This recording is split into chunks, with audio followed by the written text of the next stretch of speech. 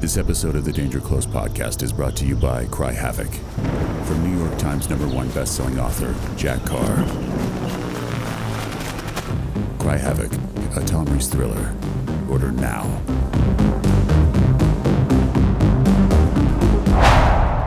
Then I was supposed to destroy the helicopter, so I got inside, 40 pounds of C4, blasting caps, and packing it all around inside the cockpit. NVA showed up, started shooting. They knew I was in the aircraft. The last second, bailed out, managed to get back up on top of the ridge. The NVA, 5 or 6 of them ran up to the helicopter, shooting up at us.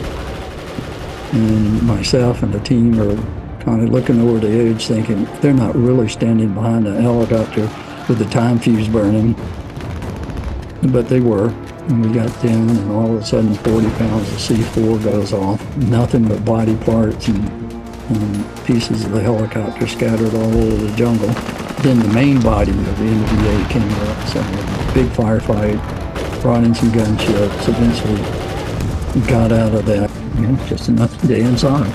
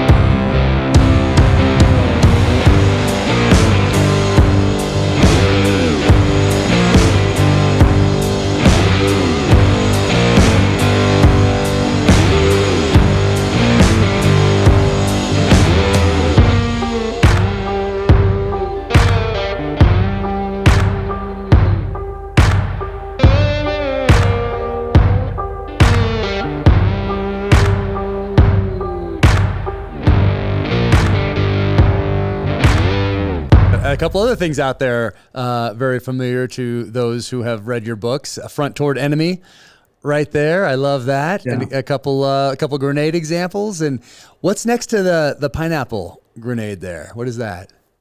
That's survival radio. Okay. Is that the 110? The URT-10 survival radio. Okay. Okay. This is, and these, with the exception of the claymore and the grenades, are what I actually carry. I actually carried this one on missions. Wow.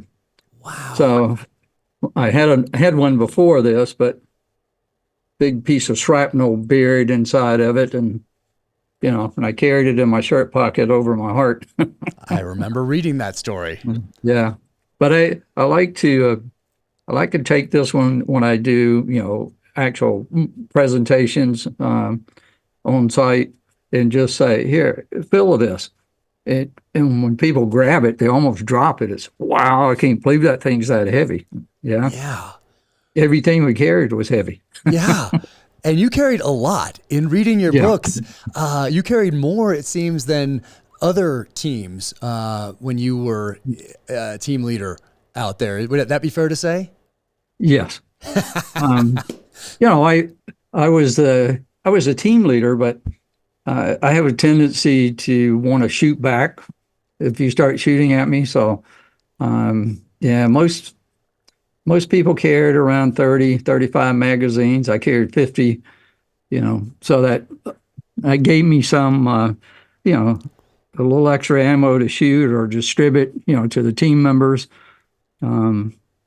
I had all my, all my teams start carrying 10 frag grenades instead of 5. But if you go out with a 7-man team, that's 70 frag grenades. Yeah. So, you can break up a few assaults with that. Yeah. And then if everybody's carrying 3 claymores, now you got 21 claymore. And I used to daisy chain them, so that'll get your attention. Anyway. Amazing. And that's significantly more than the other books on SOG when I'm reading about other teams than what those other teams carried. And so my next book, I want to tell you, so I write thrillers, and my next book takes the father of my protagonist, James Reese, and he was MACV-SOG in Vietnam. So my next book is 1968 Vietnam, and it's starting off with the USS Pueblo, actually, that gets taken over by the North Koreans, of course. And what I'm writing about is how they may have taken some of that technology and then perhaps used it to compromise MACV-SOG operations into Laos, Cambodia, North Vietnam. And then I'll fictionalize things from there, but I'm getting so much. Thank you so much for writing these. Thank you for telling your story. I'm getting so much from these books that I will profusely acknowledge in the acknowledgments of my next thriller, because I mean, you lived this during this incredible watershed moment in special operations history, and everyone who came after you was standing on the shoulders of giants, on the shoulders of you and your guys who would go into Laos, Cambodia, North Vietnam, doing these missions that no one would ever approve today. And it's just, I mean, what you guys did is just absolutely incredible. Couldn't talk about it for 20 years. There were rumors out there, of course. And as a kid, I would get the U.S. Cavalry magazine and Brigade Quartermaster, and they used to have the SOG knife in there, or one of the tribute knives in there. And it was, I think back then it was like $300, which to me at that point might have been $3 million. But I'd always look at that knife, and it had that patch that you have right there on your shirt. And I was just enamored with everything that you guys did back there. So I just want to start off by saying thank you for all that you did, all your teammates did, and for sharing your stories with all of us. Well, thank you for talking to us and giving us a chance to share some things. That was a long time to keep quiet. Yeah. I could tell people.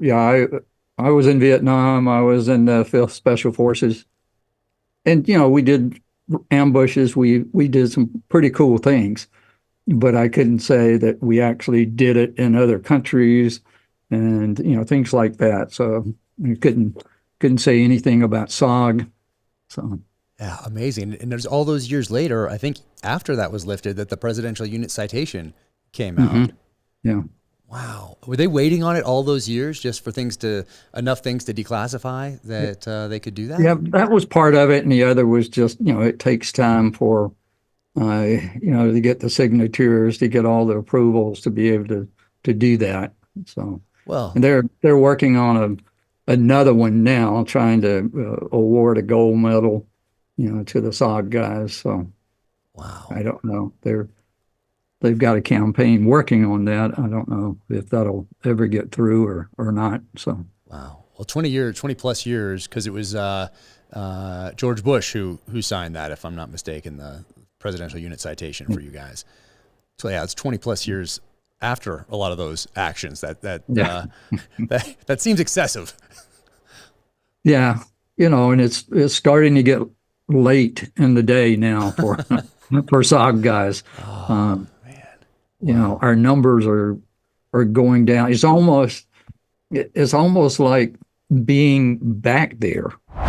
Introducing the BCM Mark 15 timepiece. Rugged, purpose-built, American design, Swiss made. Engineered for precision and unwavering reliability. A flat sapphire crystal with dual-layer anti-reflective coating ensures clarity under any conditions. Its unidirectional 60-minute bezel delivers dependable performance when timing counts.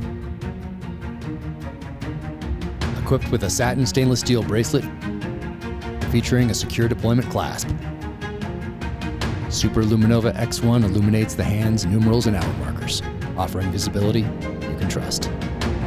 With 200 meters of water resistance, the Mark 15 is built to endure.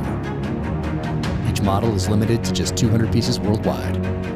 Available now at BravoCompanyUSA.com. Because every day, somebody is falling by the wayside. And, and that's the same thing that was happening when we were there. I mean, people were just getting killed so fast. I think we had, and John Stockermeyer is much more of a historian and numbers guy on this, but something during that 8 years, there was something like 4,000 people in SOG, that kind of came and went. Out of that, about 600 were the actual operators, people going out on the missions. Around 350 or so of those were either killed or missing in action. So there wasn't many of us left after that time. So, and now we're all getting on up there a little bit. Wow. Well, can you tell people who are not familiar with it what SOG was, what your missions were, and where you first found out about it? I think you heard people were hearing things through the grapevine back before you left the United States, but then you really got to hear a little bit more about and got to the opportunity to volunteer for SOG once you were in country. Is that right? Yeah. And, I heard a little. There was something called SOG. And when you ask about it, people would say, I don't know. It's just those guys don't live long. And, when I got in country, a friend of mine had gotten there about a month before, and he met myself and a good friend of mine at a bar that first night, and he was talking to us and telling us, tomorrow at the end of the day of processing, they're going to ask you if you want to volunteer for SOG, and whatever you do, don't volunteer for SOG. If you do, you're going to die. If you don't die, you're going to get shot up, and you're going to come back a nutcase. So don't do it. Regardless of what they tell you, don't do it. So, but I was 21, and we used to think, from a psychological perspective, that your prefrontal cortex up here was primarily to hold your cranium up so that it didn't sink into your head and make you look stupid. But then we discovered, well, that's where the CEO of your brain's located. That's where decisions is being making, risk assessment, all that stuff is taking place there. Then we also thought that it was fully developed by the time you're 20 years old or so. Then we discovered later it's closer to 30 by the time it's developed. So when you tell a 21-year-old, I want you to volunteer to go anywhere, anytime, and do anything, and not tell anyone for 20 years, I mean, your hand just jumps up. Yeah. And you thought, hey, I can do that. I mean, that's cool. That's a recruiting poster. Yeah. I can do that. Yeah. Because you think you're bulletproof and you can go out and do anything at that age. Yeah. So if you look at the pictures of SOG operators, they all have little baby faces because it was just kids. Yeah. And the older people who were smarter and their brains had developed, they said, I'll support you. you guys go out and have fun, and we'll support you. When you get in trouble, we'll come get you out. So. Yeah, that's probably how it's always been. Yeah. And you grew up kind of in the woods and having this connection to nature and also to chemistry at the same time. And you had a little band of marauders, I think, that you built up your own rangers when you were a kid. So you were on that path from an early age, it seems. Yeah, I was really into it. My uncles, my father, and everybody had been in World War II. My father was also in Korea. So they talked Army stuff all the time. And, I was really, really interested. And then later I saw the movie, Darby's Rangers, and oh man, that'd be pretty cool. So. All right, I want to talk a little bit about some of the pistols from my second novel, True Believer. And why are SIG pistols so important to me?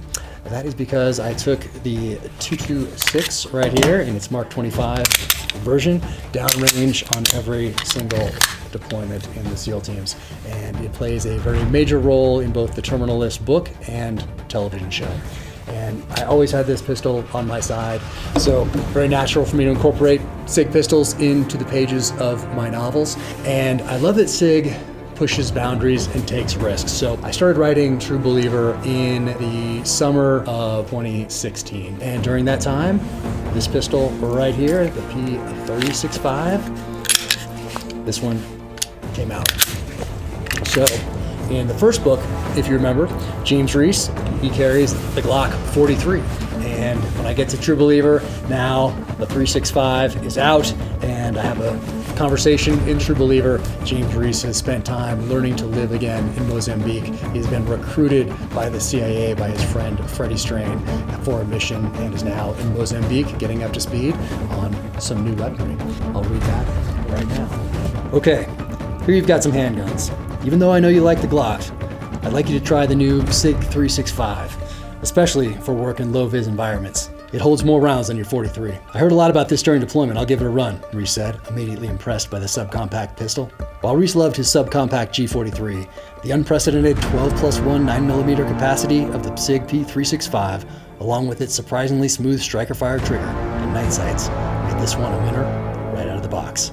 And this is the SIG P320 with upgraded triggers by Bruce Gray, Freddie said, picking up SIG's new 9mm pistol. I think you'll like her. I already like her, Reese said with a smile. SIG had recently won the highly sought-after, nearly decade-long process to replace the Beretta 92F and supply the U.S. Armed Forces with a new advanced pistol variant of the SIG P320, now adopted as the M17, M18. So right there is the M17 and 18 right here. So talking about the 365, nice subcompact pistol right there. This is the one that I carry pretty much every day, and absolutely love the P365. There are a lot of variants right now, but back when I wrote this book, there was just one, and that's it right there. For a little more firepower, James Reese opts for the P320. Freddie Strain introduces him to that pistol, and of course now there are many variations of the P320 pistol, and you can even build your own, like this one, or like this one, from the SIG Custom Works shop. And of course, they're being carried by our military downrange and in training as the M17 and M18. Those are the pistols of True Believer. Yeah, we were doing all kinds of things outside at that time. You know, I enjoyed being out in the woods alone, tracking, listening, hunting, and just kind of grew up that way. And I got interested in science and chemistry. So, you know, that kind of took me down a path. But, you know, once I got in the Army, you know, I decided to take a break from college, and because I thought Vietnam was going to be over before I could get there. So I thought, well, I'll take a break. I'll go in for 3 years. I'll go over and, you know, have a tour in Vietnam, and I'll come back and then, you know, finish my doctorate in chemistry. But once I got in and realized I'm getting to do all kinds of really neat things, and they're paying me to do it. You know, this is pretty cool. And then, you know, found out not just about Rangers, but about Special Forces, and we're going to get to do some really cool stuff there. I decided not to get out right away. So I think you told your mom you'd be out in a couple of years and get back to school, I believe. Oh yeah, I said I'll come back and, you know, finish my doctorate. And she said, no, you won't. No, if you get in there, you won't come back. I said, I'll finish the doctorate. Don't worry. So, you know, eventually did, but took a little while. Yeah. And I mean, it's also at a time when, well, something similar happened after September 11th. A lot of the guys thought that if they weren't in the fight right away in Afghanistan, they were going to miss it. And we were deployed already to Guam at the time, and then we went right over. We ended up doing a shipboarding operations out of Kuwait instead of going into Afghanistan. Got to Afghanistan in 2003 for me, but a lot of us thought we were going to miss it if we weren't in right away. And then, of course, that wasn't the case, and we had 20 years, from that point on. But right before that, between the end of Vietnam and September 11th, there were flashpoints at Desert One, at Grenada, Panama, Mogadishu, even the first Gulf War. But there were more flashpoints, and so we didn't have sustained combat operations since you guys. And when I was reading your books, they're absolutely fantastic. I mean, stories are riveting, and I'm learning so much from these. But I'm also remembering the training when I first got into the SEAL teams in October of '97. I think I checked into my first SEAL team, and the things that we were learning were the things from Vietnam, because that was the last time we'd been in sustained combat operation. And it's always dangerous to change an entire tactic, technique, procedure based off one incident, flashpoint, and that's what we had. So between the end of Vietnam and September 11th, so we were still using those Vietnam era tactics, techniques, and procedures in the late 90s, and those wouldn't morph or adapt to a changing environment until after September 11th, when we were in sustained combat operations again. But that really stands out to me, as those lessons you write, and you write them in the back of every chapter, the different lessons in your notes, and it's fascinating. But a lot of them are reminding me of my early days in the SEAL teams. Yeah, it was military slow to change. Because even though we were fighting in the jungle, when you get back from Vietnam, your training was land warfare in Europe. And, everything was painted, OD green. It was camouflage paint for over there. It was mechanized training. Everything was to fight another war in Europe.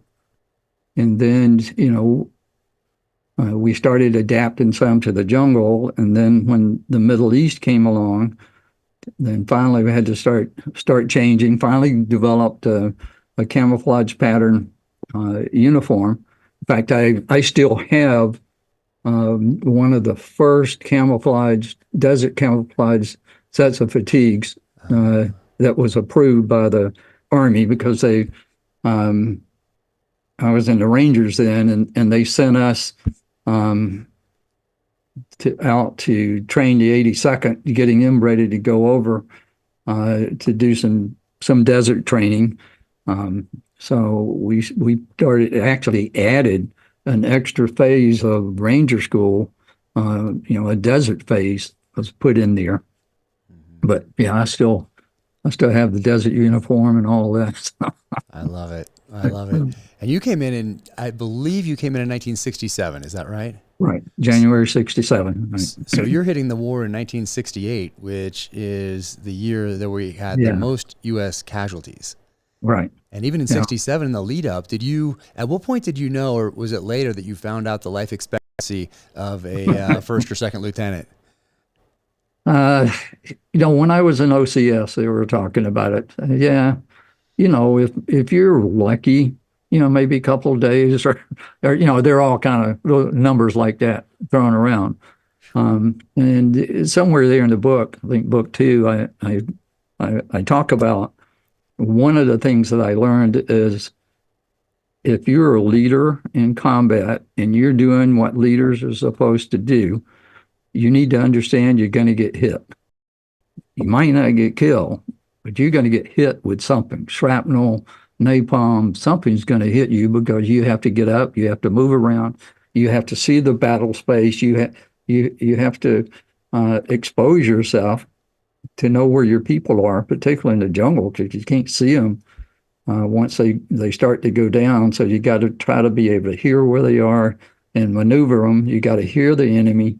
And I learned that if you listen to them shoot at you, not only do you get an idea of where they are, but you can tell by the sound of the weapons they're shooting with what the weapon is. And once you know the weapons, like if they've got a light machine gun with them, now you know you're at least up against a platoon or larger element. And you start to hear 2 of them or 3 of them, now you're up against a company. And, and then are they moving? Where are they? What are they doing? Did one of them go quiet all of a sudden? If one of them goes quiet, that one's maneuvering. They're coming around you. So just learning how to read the sounds like that when you're in contact, you're going to get hit. I got little shrapnel scars all over. Yeah, one pretty close to your head, or into your head, I think. Oh yeah, right across the top of my head. I mean, I should have brought it tonight. I still got it. It's that big around, and about 2 or 3 times the thickness of a silver dollar. So, and it's jagged all the way around. Wow. I mean, there's that. There's the radio you held up earlier. The earlier one got shot, which happened to be over your heart on your gear. I mean, there's so many close calls. Almost every mission today would be a Medal of Honor type of a scenario, it seems. I mean, it's just incredible what you guys did, and with the gear that you used, the support that you had, the people that you did it with, which was either one more American, maybe 3, and then your indigenous troops that I want to talk to you about later. But in that lead up, you go to boot camp. I think it's at some point they decide that you're officer material. You pivot to OCS, you do AIT, jump school, SFQ course, and ranger school. So you have a pretty, as far as training goes, that seems fairly robust. Yeah, I had a lot more than the typical officer going to Vietnam. So, and did you, when you got there, and you know that you're 5th Special Forces, you're going to be part of an A team, but then they have this little meeting where they say, hey, there's this other thing called SOG. If you're interested, stay behind. We'll give you a little bit of information on it, or what we can. And if you volunteer, then you'll step into this room, or however they said it. What did they tell you in that? What was that briefing like? Before I joined, or when you get to Vietnam, when you get over there and you get off that plane and you meet somebody who then says, here's your chance to volunteer for this thing that you're probably not going to live through. I've been through all the in processing that day. And at the end of the day, I go into the room. There's a lieutenant colonel there, and he's sitting there not saying anything. He's got a folder in his hands, and then he looks at me and he says, Thompson, I see on here you volunteered to join the Army. You wasn't drafted. You volunteered for OCS. You volunteered for Airborne. You volunteered for Special Forces. You volunteered for Ranger. You volunteered to come to Vietnam. But now I'm going to give you an opportunity to volunteer for something that makes all of that look like nothing, because I like what I see in your file. So I'm going to give you a chance to go to a different type of organization. And I said, is that SOG? And he said, yes. And I said, well, what do they do? And he said, well, you'll be volunteering to go anywhere, anytime, do anything, and not tell anyone for 20 years. Then you'll have to sign a non-disclosure. You'll have to sign a volunteer statement, but that's all I can tell you. And I said, well, I can do that. So I stepped into a different world at that point. I'd already stepped into a different world when I stepped off the plane in Vietnam. But once I volunteered for SOG, it was different. They told me where to be the next morning to get on an airplane. They sent me to a restricted part of the airfield where they had what they call blackbirds. They were C-130s and 123s painted black. Everything was restricted. I got on the plane, and it's a big C-130. I mean, I've jumped out of those things, but this one has no seats. They have some seat belts on the floor, so I had to sit on the floor, fasten the seat belt, and the crew chief said, I just want to tell you, when we take off, it's going to be a really steep climb out of here until we get up to the altitude we're going to cruise at. And then when we get close to where we're going, we're going to nose dive to the ground, flare out before we hit the runway. So make sure that seatbelt's tight, because we don't want to get hit taking off or landing. Then we get there, and they told us where to go.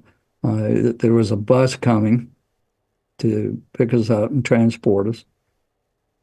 A black school bus pulls up, and my buddy and I are looking at it, and we notice the windows all shot out of it. There's probably 200 bullet holes in the side of the bus. The seats are all ripped apart where bullets have hit them. And I asked the drivers, what's the deal? He said, well, there's a place on the way to where we're going that the North Vietnamese like to ambush us sometimes. But don't worry, there's a team that's going to show up here in a few minutes. You guys just do what they tell you and you'll be fine. But it does happen on a fairly regular basis. And then we see these guys, and it was like they're not there and then they're there.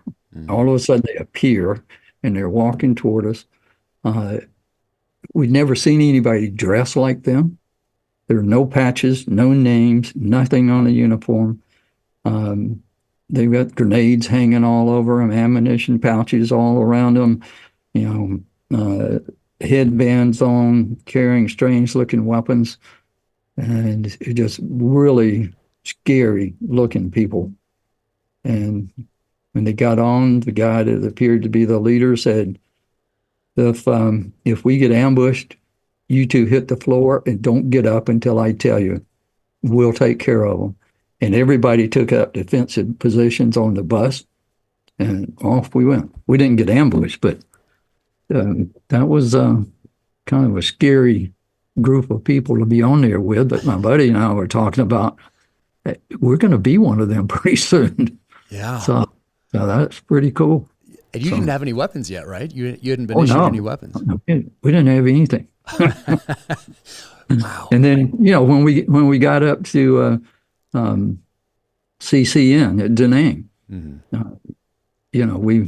an escort picked us up there, took us to, where we were going to sleep, gave us a briefing. All right, if the siren goes off tonight, this is the bunker you two go run to. And I said, we don't have any weapons. He said, you get in the bunker as quickly as you can. One rule to remember, if the siren goes off, do not sit up in the bed. Because we've had several people sit up in the bed. Your head will be just higher than the sandbags or around the hooch. And, we've had people take a hit in the head, because they were startled and they just sat up and the bullet came through the wall and go. So don't do that. Stay down, crawl to the door, run for the bunker, and get in there. So that was scary. So yeah, it was, it was just an interesting thing. And they had built, and I don't know how much you want me to go into. Yeah, as much as you feel comfortable with. They had put some sheets of plywood up, painted them white, set up a movie projector, and put some bleachers up, sitting outside in the open. And so the guy told us, you should go watch the movie tonight. It's a good John Wayne movie. So it'd be pretty cool. You might not get a chance to watch a movie anytime soon after this. So we went out, we're sitting in the bleachers and we're looking toward a big mountain that was just outside the wire of the compound. And all of a sudden it just opened up, looked like the 4th of July. There were green tracers, red tracers, explosions, flares, stuff going everywhere. Boom. We were face down in the sand on the beach, and we just dove out of the bleachers. Everybody else is sitting there watching the movie. And I asked one guy, what's going on? He said, I'm sorry, Lieutenant, I should have told you. This happens every night. We've got a couple of combat outposts up on top of the mountain there, and the NVA go up every night and try to take them off. said it'll last a little bit longer, and our guys will finally kill them, and it'll quieten down. So don't worry about it. They won't shoot down here. Wow. Oh, okay. Yeah. Jeez. And I think when you talked about that wake up, how they told you not to sit up in bed, it reminded me of something else you guys did, how you trained to wake each other up with a slow, I think, squeeze so that you would wake up but not make an abrupt movement when you're out in the field.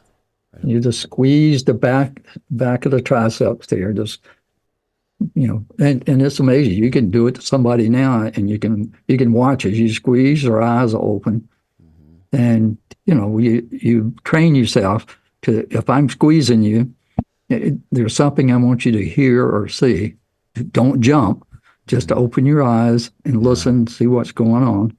I might just be waking you up because it's your turn for security, right, or because you're snoring, or because, the NVA are walking right by us and we need to, be really quiet. So, those stories are crazy. You can see from my book here, I have every single page is dog-eared. It seems like I'm trying to make notes, but it seems like the whole thing is becoming one large note. There's so much that happens with you. When you did you land in Saigon first and then go to Da Nang and then to Fob 1? Is that how it went? No, we went to Cam Ranh Bay. Cam Ranh Bay is where you landed first. Yeah. Okay.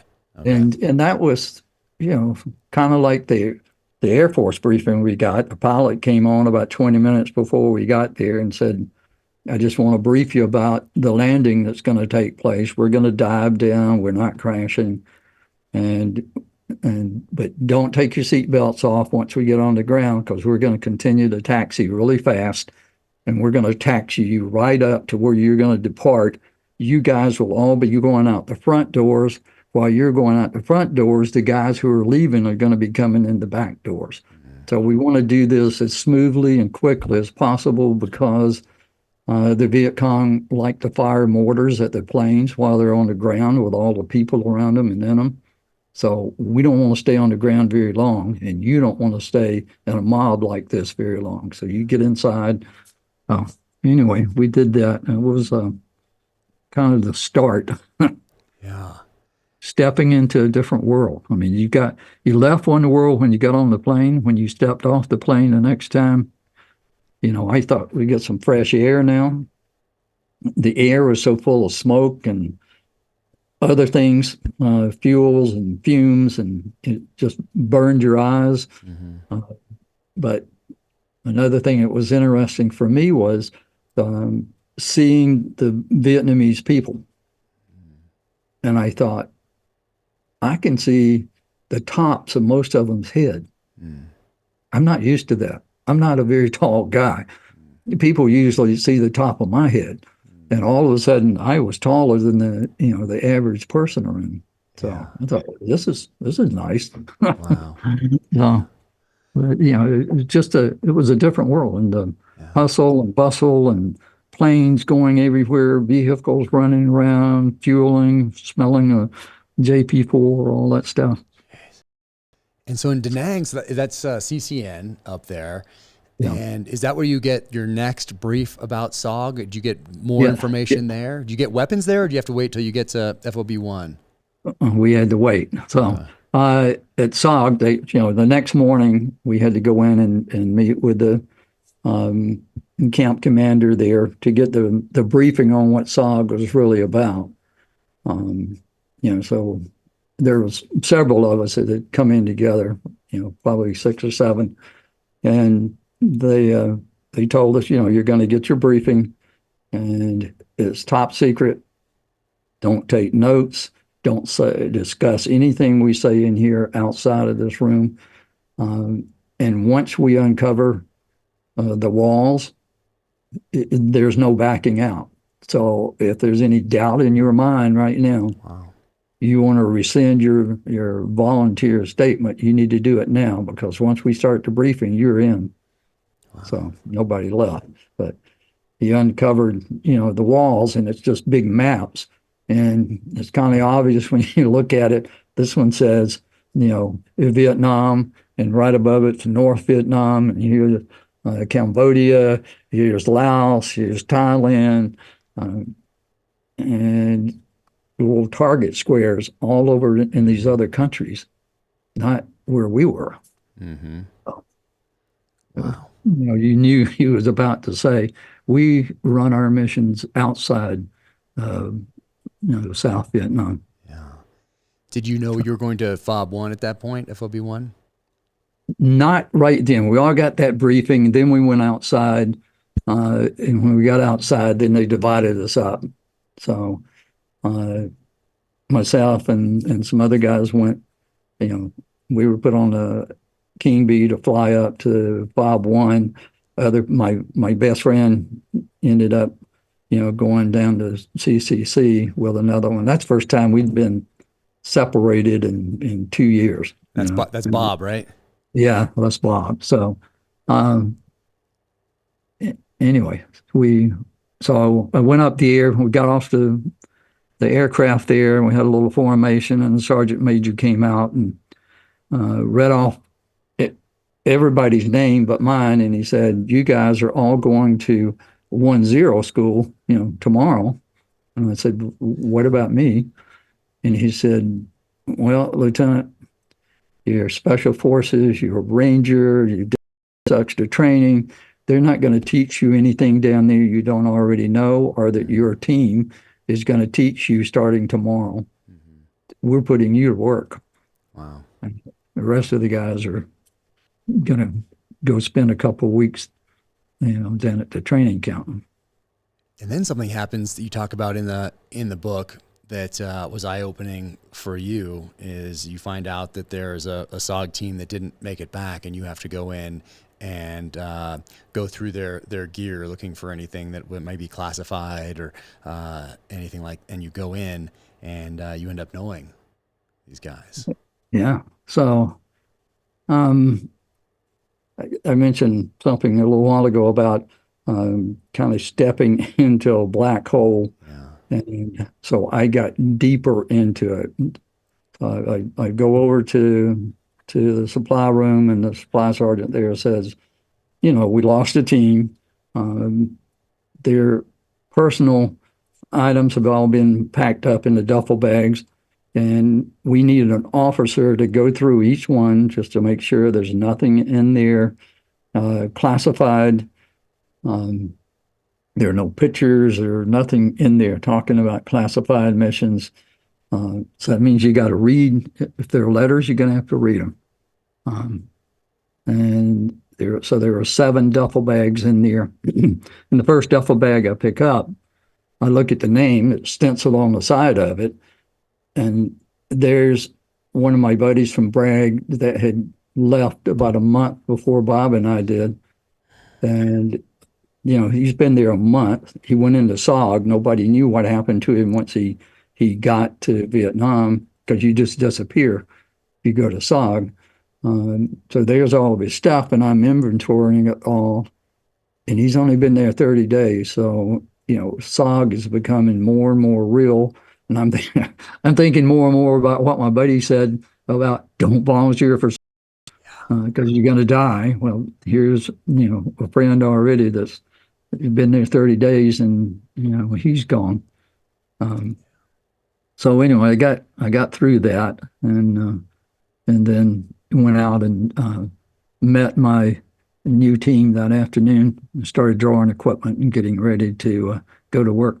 Yeah. And what equipment do you draw? What's your first? Do you get a Carr 15 right off the bat? You do. Okay. With 20 round magazines? Yes. That's all we had at that point. It wasn't until 69 we got the 30 round magazines. Mm-hmm. And, that was great because it gave us 30 rounds to kind of match up with what the NVA had. The AK-47 had a 30 round magazine. So they had been having a 10 round advantage on us. But now we had a 30 round magazine. But one of the problems we discovered right off, you hop off the helicopter skid, hit the ground, and start to move out, and then you realize you don't have a magazine in your weapon, because when you hit the ground, it jarred and the magazine would fall out. Wow. Because Carr 15 was designed for a 20 round magazine. The spring tension was designed for that. It wasn't strong enough to hold a 30-round magazine. So we had to have the springs replaced in them with a stronger one, so you could keep the magazine in. Wow. When it says staccato, it comes with a promise. In any condition, at any moment, this gun is ready, because your life and the lives you protect depend on it. The future of the 2011 begins with the HD line. Narrower grip with no grip safety. You can run your pistol in either hand with fully mirrored controls and ergonomics. Uses widely available, reliable magazines in a variety of capacities, so you can stock up on more mags for less money.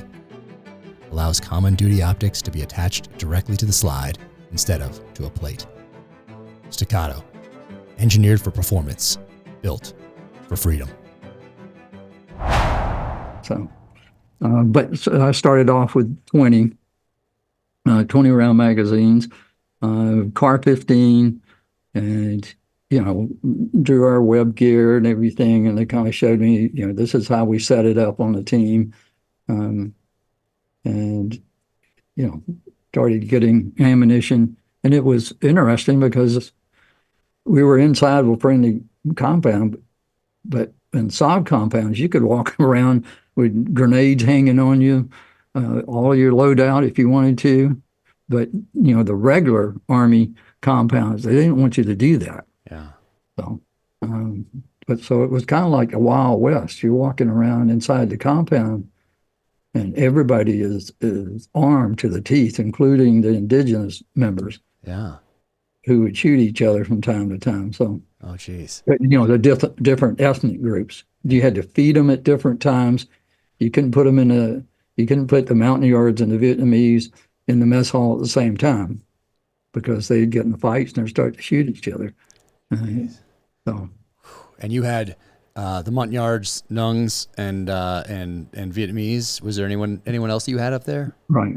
There were Cambodians as you moved down south, but up where we had, that was pretty much, what we had. Most of the teams were either Yards or Vietnamese. Okay.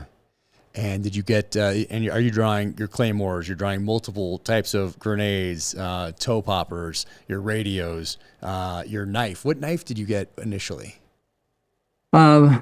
Initially, I got one that was called an Air Force survival knife. Okay. It's, relatively short, a leather sheath for it, has a sharpening stone and a little pocket on the outside. It was a little too short. And then I got issued a SOG knife, and I don't have it right here right this minute, but I thought it just felt too small for me after a couple of missions. So then I changed to a K-bar. Oh, all right. And this is my original. Wow. You can't see in here now because of light. Wow.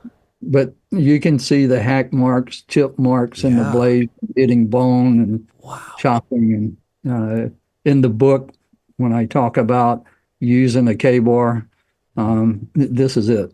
That's the one that you get somebody with right in the neck. When he jumps on you? Is that the one where he jumps on you? And yeah. Jeez. But this is the actual K-bar. Again, it's hard to see here, but there's a parachute cord wrapped around a handle. Okay. Underneath the parachute cord, I've got fishing lines, some fish hooks, and things like that. So I can make a fishing line for survival. So this was I treated it as a weapon, but also as part of my survival gear. And so rather than have it, mounted on my web gear up here, where it kept falling out, I had mine on a separate belt that was around my waist, so I could drop my rucksack. Even if I dropped my load-bearing equipment, I still had a knife. I still had a 4 magazine packet around my waist, so I'd still have some ammunition. So I had certain survival things that would go with me, my compass, my map, some things like that. Wow. Incredible. I think I have a K-bar right here, actually. Yeah, here's one. I think this is a tribute one, though. So there's one right there. Yeah. So, yeah. Look at that. Wow. Yeah, that looks a little different. This is a Marine Corps one right here. And I think I have some other ones here. I have some Navy one. Yeah, a couple of these other guys over here. These are, let's see, the USN Mark 1 right here. And then here's another one. So here's a Navy one. There we go. So this was from back then. Yeah. Right there. But wow. Amazing. Whew. What watch did you get issued? Did you have? I wore for you today. I wore one of my Seikos right here. That is Vietnam era, right there with the Waltham compass right there. Were you a Seiko guy, or what did you wear? I just had that little watch that they issued us. I had the little compass that you're talking about mounted on the side of it there. Oh, nice. Yeah. All right, man. That's just. I mean. And then you got all that gear, you link up with your team, and then do they start, the people who had been in country for a while start talking to you about how to do everything, how to wear everything? Mm-hmm. I think you replaced buttons with wooden buttons at some point. Well, I did that with my team later on. I mean, so in SOG, when you came in, it didn't matter what rank you were. When you went to a team, you didn't walk in as the 1-0. Mm-hmm. Even though I was an officer going in, I was the 1-1. So I was the assistant team leader. Mm-hmm. And I had an E7 that was the team leader. So I had to go out with that team a few times on missions and kind of learn what was going on and how to be a team leader. And then I needed my team leader there to say, I'd been vetted. I was okay to have my own team. Yeah. So once I did some missions with them, and then I got my own team, and so then I was able to start doing a lot of the changes that I wanted to, go with the wooden buttons, go with no soap for the last 3 days before you went to the field, and eventually starting to eat North Vietnamese food so that when you pooped in the woods, you smelled like North Vietnamese poop. Nothing to give you away. So I gradually, as I learned, started implementing all these other procedures and things. You talked about how those planes kind of came in at a steep angle when you got there. Your first mission had something similar with an auto rotation down into a crater created by a daisy cutter. And what was that like? I can only imagine even when you describe it, I think it's going to surprise anyone who hasn't been in a helicopter auto-rotating to Earth. But what was that like? Yeah, part of what threw me off, I think, was the term auto-rotation. Mm-hmm. I thought, well, he's the blade's still going to be turning and we'll be going slow and we'll just kind of slowly circle down toward the ground. I didn't realize that it was kind of like kicking the clutch in on a stick shift car. All of a sudden, that thing is just spinning because the wind is going through it, so air is going through it so fast as you're falling, it's causing it to turn some. So, and he just rocked it over on its side, and we just started falling. We were going in a circle, but we were falling, and I found myself just hanging in the air because the helicopter just fell out from under me. And I thought, wow, it's 3,000 feet down to the ground, and I'm just kind of hanging here in the air. I caught up with the helicopter and got my, seat, back on the floor. But yeah, that took my breath away. Made me a little nervous. Yeah, I'd say so. This is your first mission. Quite prepared for that. Yeah, this is your first mission. And is that the way they would come in most of the time when they would come in? A lot of times they'd come in that way because they wanted to get down very quickly, so there was less chance of getting hit on the way in. Mm-hmm. It gave the NVA less time to see where you actually landed. Mm-hmm. I mean, in this case, we just had a bomb crater, but most of the time you would have a little clearing or something, and there may be several clearings around, and you wanted to come in as fast as you could, get the team off, get the aircraft out, so they didn't know exactly where you got off. Yeah. So a lot of times they would come in, and then there were some other times where we came in right across the treetops, fast, Okay. and just drop down, and then they just go right back up and leave us out there. So, but this time, auto rotate, and then once he flared it out, and we were coming in on short final, we were essentially dragging the skids across the top of the canopy as we're going for the hole, and we get the signal to get out on the skids. So get out on the skids on both sides. And I was thinking a North Vietnamese could take a rock and knock me off of the skid. We're going so slow. I don't particularly like this. I'm just standing here, right out in the open, and then I look off to the side and I see what looked like a little village of about 6 or 7 little hooches, thatched hooches over there, and I remembered they didn't say anything about a village being close to this bomb crater. Mm. I mean, how did they leave a whole little village out of the briefing this morning? So I thought, well, that's strange. And then we're going, and I could see where the hole was in the canopy, and we get up and we start to go down in it, and the helicopter's vibrating and shaking as we're trying to go in, and the pilot's trying to keep from getting a rotor strike on the trees as we go down, and then we stop because he can't go down any further. But we're still about 6 feet above the bottom of the crater, and I thought, holy cow! I'm carrying 80-pound plus of gear. It's 6 feet down to the bottom of this crater. I'm gonna break my legs when I hit, but I just got to suck it up and go. So, coordinated with the guy next to me. So, bent my knees to jump in, and just as I bent my knees, I saw an NVA pop up over about 10 feet from me over on the right with an AK-47. And I said, oh, geez. So instead of jumping in, I jumped back up on the edge of the floor, but he ripped off part of a magazine just as I did that. And the bullets just missed my legs, but they hit next to me and took his legs out from under him. I caught him by the back of the harness with one hand. I put a half a magazine in the NVA, and took care of him, but then the whole ambush initiated around us. So now everybody's shooting. I got the wounded guy back in, the blood squirting all over me.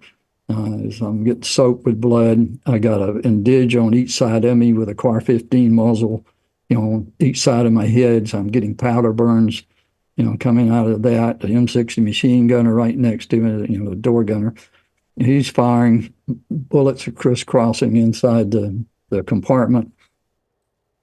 And, I got a little nervous, and I was having a little conversation that, went something like, man, I trained for years to get here, to take out some bad guys, and I'm going to get killed in the first 15 seconds. I am not happy. I'm not going to have time to do it. There's nothing between me and the bullets except air, and they're just coming everywhere. And so I finished off that magazine, but then I couldn't get a magazine out of my pouch. My hand was so slick from the blood, and the magazines were packed in there so tight, I couldn't get it out at first. I eventually did, but once I got it out, then I was having trouble trying to get it in the magazine well. And what was happening was I was discovering what happens to your fine motor coordination when your stress level goes up. all of a sudden you can't do things like you normally do. Like in training, you can put that magazine right in there with no problem at all, or you can get it out of your pouch. You can see the sights, you can aim, you can do everything. But as soon as your stress level starts up, you can't focus. You can't see the sights. Your hands are shaking. They won't do what you're trying to tell them to do. There are certain physiological responses that your body does when the stress level goes up. That just happens. I mean, it's instinct. So I'm steadily learning about, and this is what happens in combat. But eventually we got out of that hole and got back to the launch site, and I went to the team leader and I said, I'm just curious. While we were down in the hole, that minute or two that we were in there, how many magazines did you use? And then, he said, I emptied 6. I was getting ready to start on my 7th one. I threw 2 frag grenades and a smoke grenade. So how'd you do? And I said, I emptied 3. I was thinking about a 4th one, but we got out. And he looked at me and he said, I'm going to tell you something, Lieutenant. If you don't learn to change magazines faster when people are shooting at you, you're going to die. I said, copy that. I will get faster. But yeah, I just never had that experience before. I never realized what happens to you, when the targets are shooting back. Yeah. It's a whole different ball game. Yeah. You've been there. You know what it's like.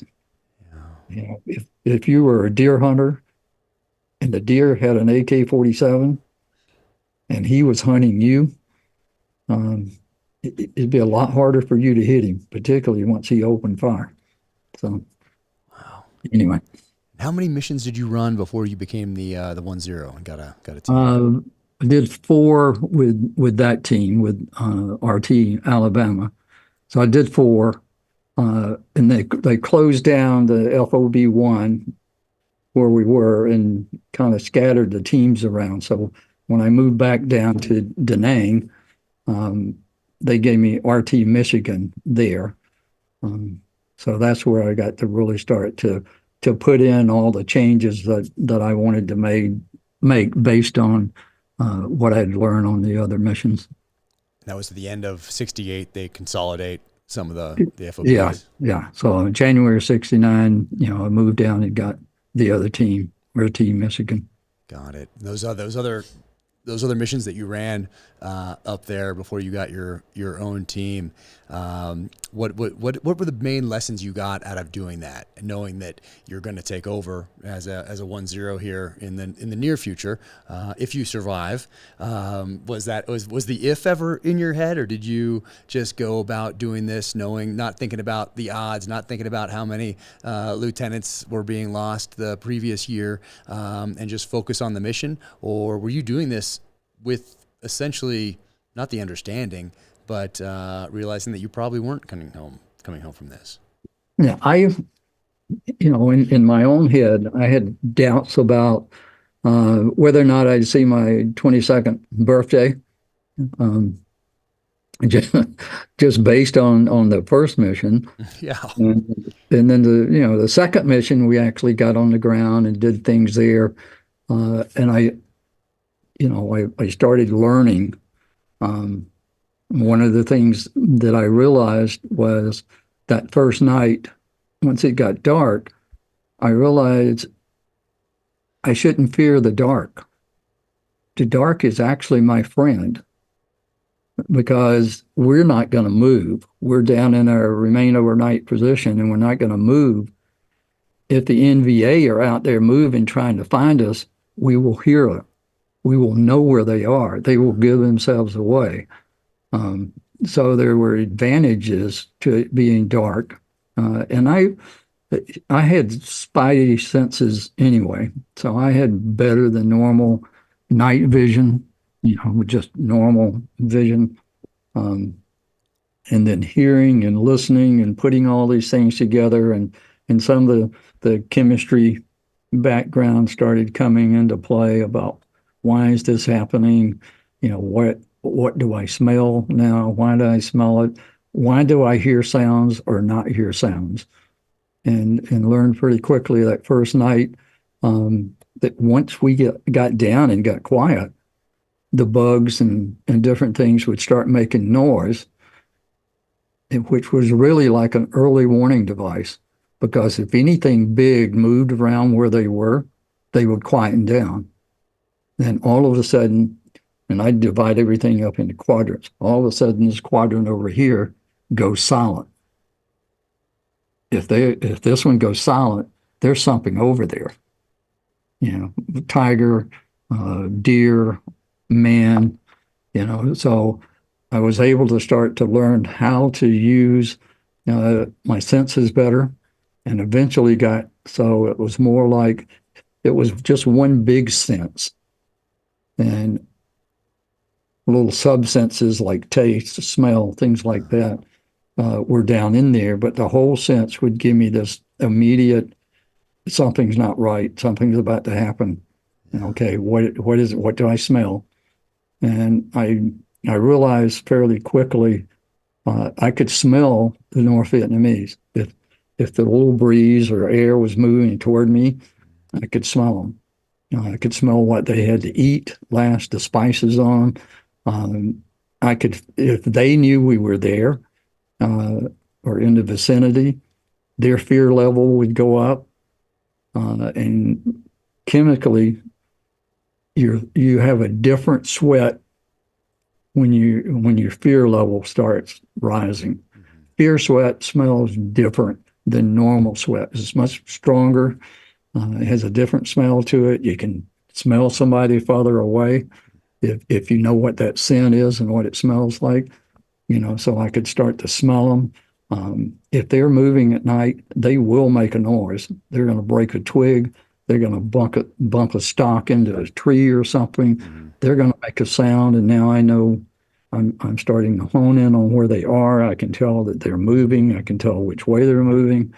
So I started to learn those kinds of things. At one point on one of the missions, we got up. We had taken the security halt. We got out to move, and the point man and then said, "No go. Too many VC." They call the NVA VC most of the time. And the team leader said, "Go." And the guy said, "No, too many." And so he grabbed one of the other guys and said, "You go." And we started going. And I'm watching all this, and I'm hearing something up in front too. And I'm wondering why the team leader is not concerned about it. And a couple times that happened out there, and we had a talk when we got back, and he said, "It was a deer. You know what people sound like when they're moving." I knew it wasn't, NVA. And I just had to show them, we're going to go anyway. It's okay. That's not NVA up there. And, continue to build their confidence in me and knowing what's going on. So just putting bits and pieces together to learn how to survive out there, how to move. Yeah. And then later, as I kept doing that and doing it with my own teams, I started to recognize that the NVA were actually not animals. They were humans. And, it was kind of hard to accept at first. It's a lot easier if you think of them as just animals. You're just rabbit hunting or whatever. When you shoot them, it's not a big deal. When you start to think of them as people, one of the things that happens is you realize they're humans and they really don't want to die. They're out there and they don't want to die.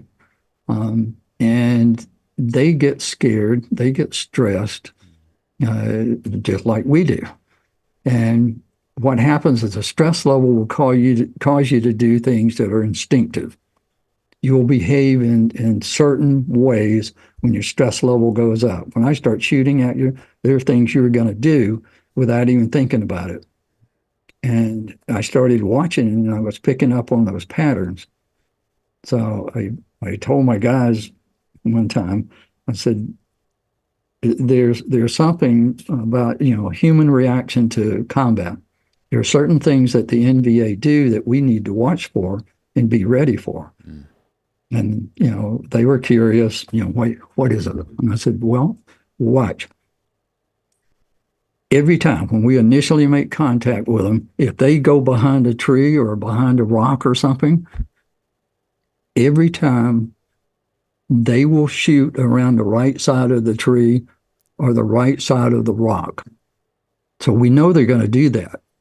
So we just, from our perspective, we looked at the left side of it and we get ready and we'll see the muzzle of that AK poke around that side of the tree and that head's coming right behind it. So you be ready to rip off a 3 or 4 round burst right on the side of that tree and we'll take them out. And most of the time when they go down in the initial contact, if they just drop into vegetation, they'll stay right where they just dropped. So you put a 3 or 4 round burst right where you saw them go down because they're still there.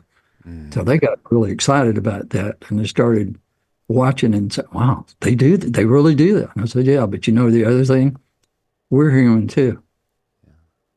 We're going to shoot around the right side of that tree. And we're primarily doing it because we're right-handed. Right. Every once in a while, you'll have a left-handed guy, and he'll shoot around the other side. But 90% or more of the time, they're right-handed, and they're going to that side of the tree, so we know that's happening. So we got to make sure we don't always go to that side of the tree, too, because they'll figure it out. When we hit the ground, don't just lay there and shoot. Roll one way, go one side or the other. Get away before you start shooting because they're going to hammer right where you just went down. So there are things we can do to overcome the instinct and to increase our survivability. And, they thought that was pretty cool. And, the invisible thing, I had a little signal, invisible. Just put my hand up like that, and that meant be invisible.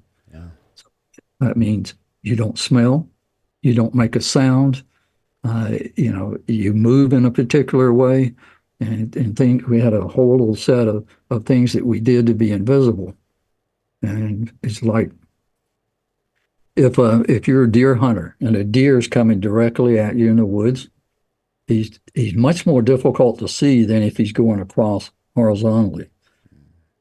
The way those big bucks give themselves away if they're coming at you is they can't help but to stop and look to one side and look to the other side. So now you got a big head going back and forth horizontally, and you can pick up on it. So when we move, we're going to move in a direct method. We're not going to be going back and forth with a weapon like that, because most of the time you're going to have your weapon and be looking over here and they're going to be over there. And it takes too long to get back to them.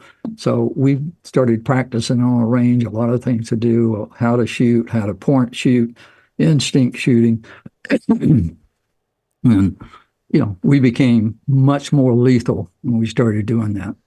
Yeah. So I wanted to ask you about the point shooting. Had you trained, and when you say that, are you shooting from the hip? Where are you shooting from? Yeah, it's just above the hip. Okay. But yeah, I actually went through a course at Bragg that was called Quick Kill. We spent a week with BB guns, and it started out tossing a big aluminum disc up in the air and shooting from the hip until we could hit it every time. Then it got smaller and smaller and smaller, so that we could hit it. And we had a 2x4 that had little tiny silhouettes on it, on a little hinge. So if you hit it, it would fall down. So we'd put that 2x4 out there with a half a dozen little tiny silhouettes on it, shooting from the hip, hitting that. So we did a lot like that, and then we changed over to the M16. And started shooting, live ammo that way. And then we had a trail set up in the woods there with targets that would pop up in a tree, pop up in the ground, and you would engage the targets, from the hip. And it's amazing, but if the target is 20 yards or less, you're not going to miss. It doesn't take you any time at all.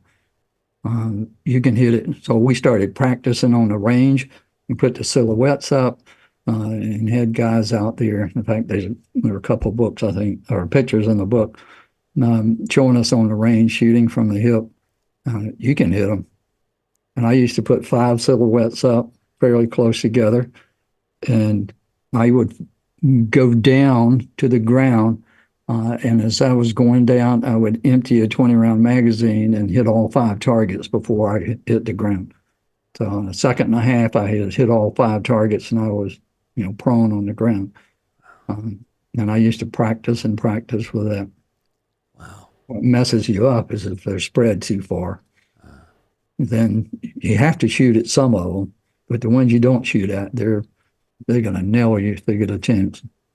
So when would you bring the rifle to your shoulder? What kind of a situation would you be in the jungle? If they were if they got out 40, 50 yards, then I'd come up, because once they get way out there, just the trajectory of the round is, if it's a little bit off, it'll miss you at 50 yards, hit you dead center at 20. But most of the time in the jungle, they were 20 yards or less from us when we'd make initial contact. Yeah. And how was the Carr 15 compared to the M16? And did you ever carry an M16, or was it always the Carr 15? I carried it before I got to SOG. I carried the M16. It's longer. It's a little more accurate. I didn't realize that at the time the muzzle velocity was a little faster on the M16, because the ammunition was a real problem for an M16 to start with.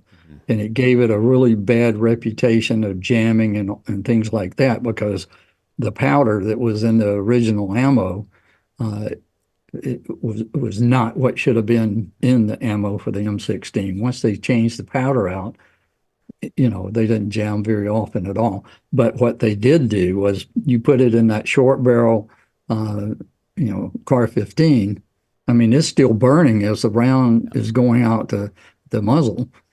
So you don't get the full impact from it. So the muzzle velocity was a little slower. But like now with the M4 and the things that special ops guys use, that the M855, A1, whatever it is, it's got a lot faster burning powder, and it's designed for that short barrel M4. Yeah. So it's smoking when it comes out. Yeah.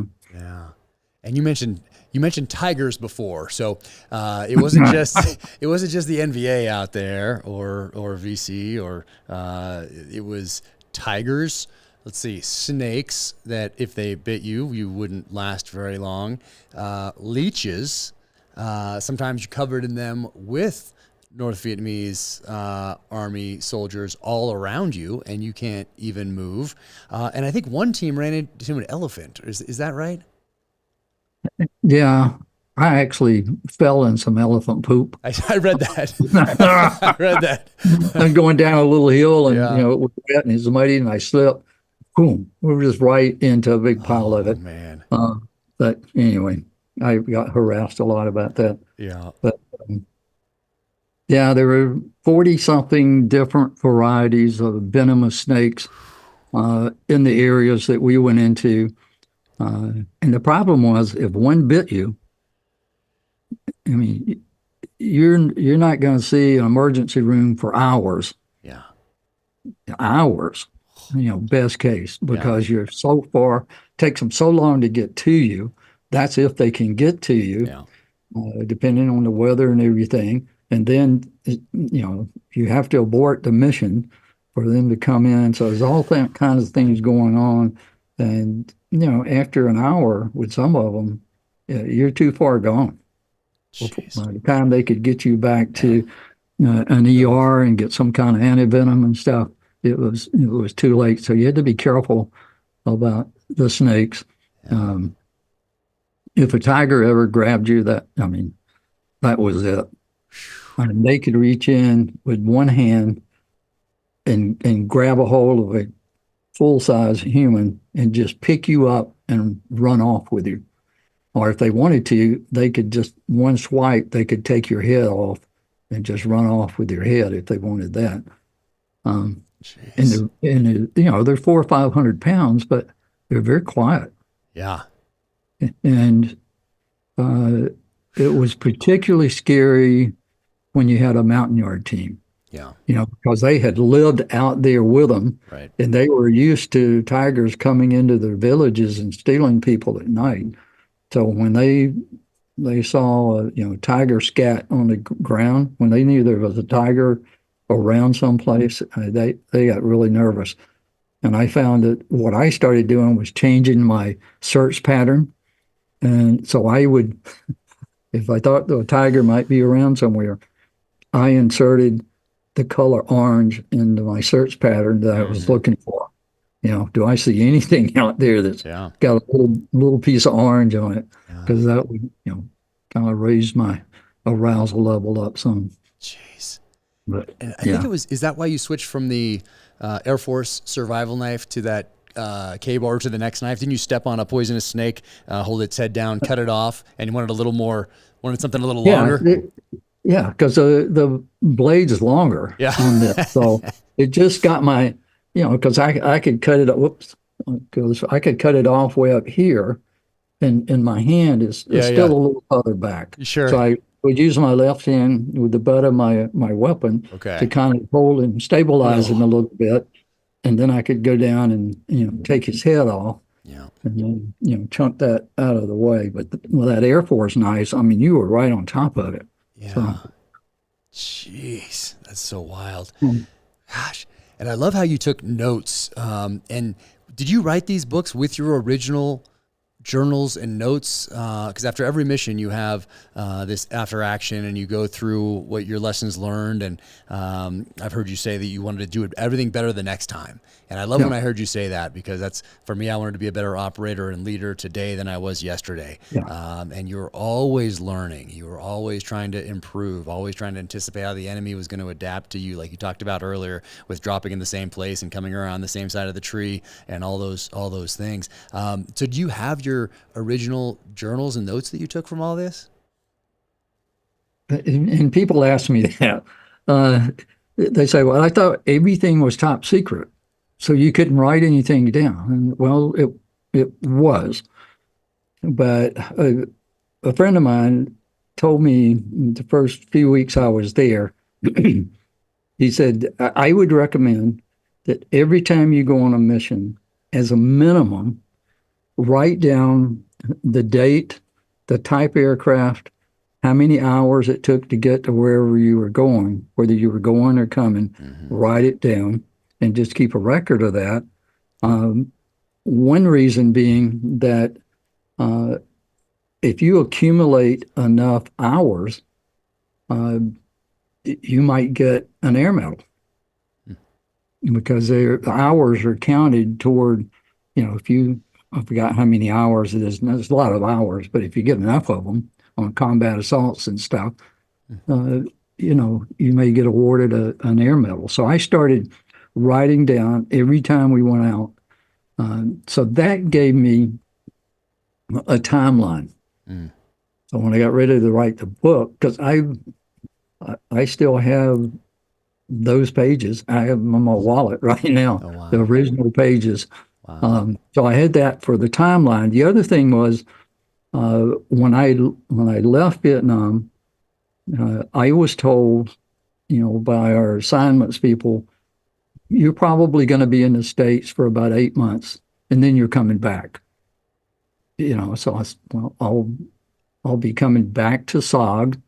So I called it SOG 2, and I said I've got 8 months to get better than I've ever been on all the techniques I need to use, with SOG. Yeah. And where am I going to be? I'm going to be at the ranger camp. I'm going to be going out in the woods, the mountains every day with ranger students, teaching them things. And I can slip in some different techniques and things. I can teach them stuff. So I can be learning out there every day. So I started a SOG 2 journal and looking at, the pieces and notes and things that I had from the different missions and saying, okay, that's what happened on this one and what I learned. Here's what I've got to do better on. Here's a way to do it better. And I became the team chief of one of the, there were four major exercises that Ranger students had to do while they were at the mountain camp. And one of those was a mine that I got to run.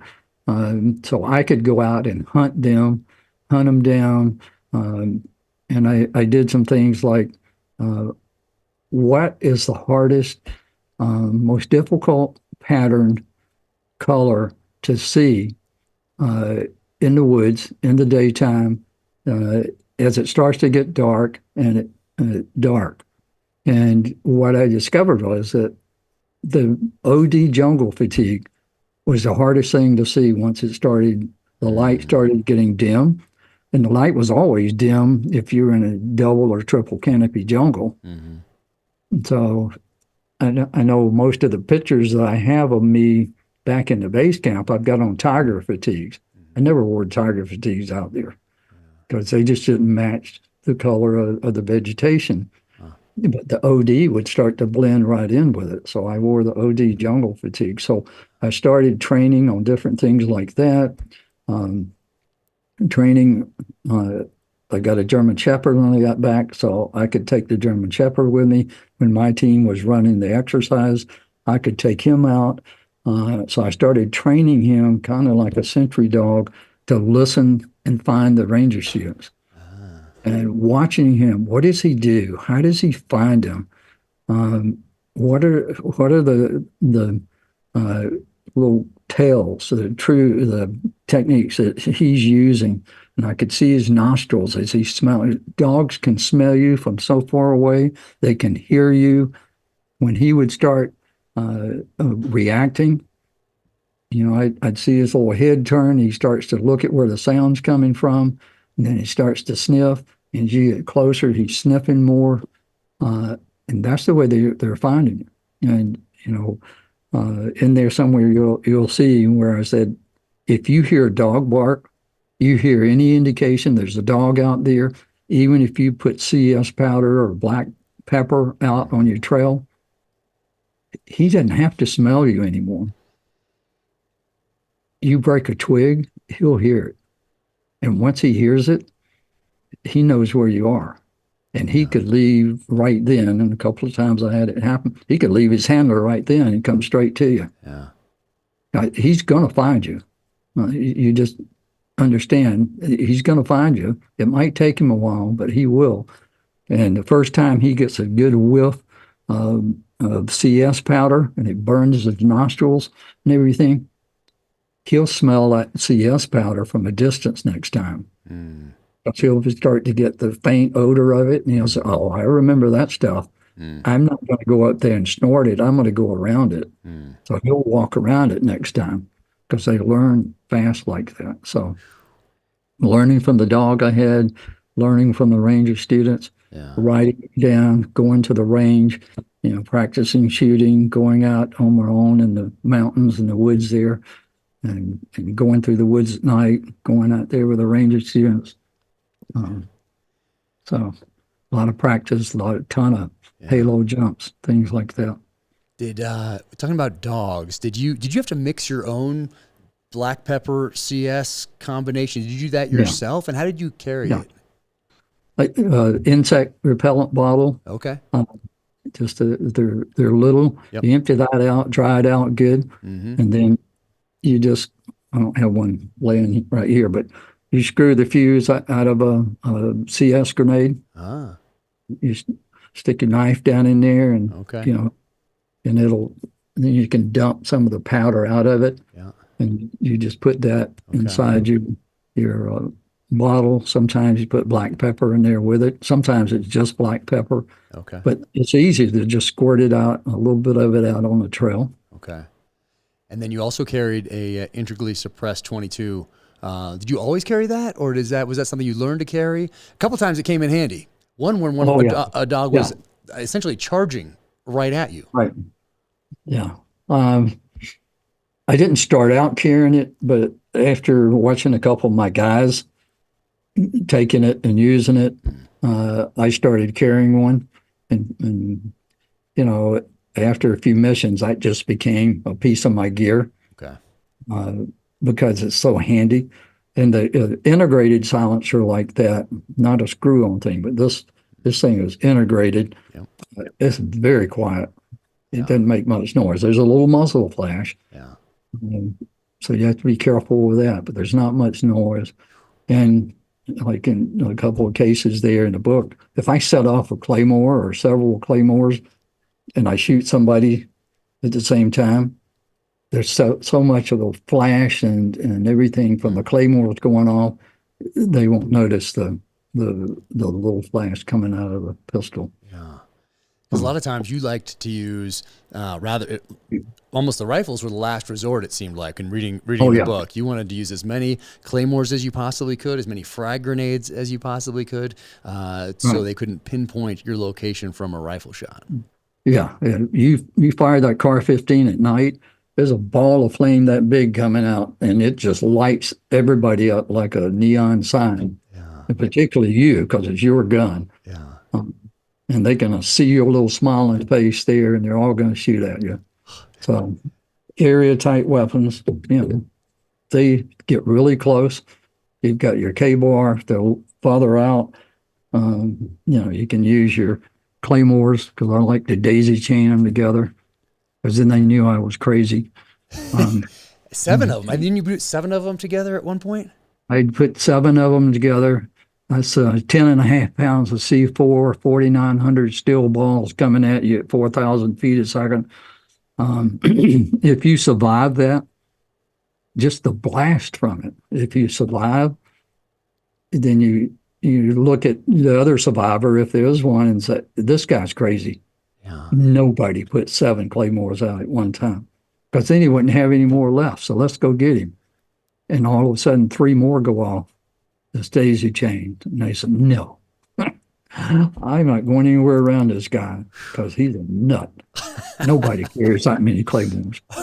And then you'd also mess around with the fuses in grenades, so that you wouldn't have to. They would initiate immediately, essentially. So if you screw the fuse out of a grenade, screw this little baby out. I probably can't get it off now that I'm trying to, but if you screw this off, and screw one off of a smoke grenade, because that's right away.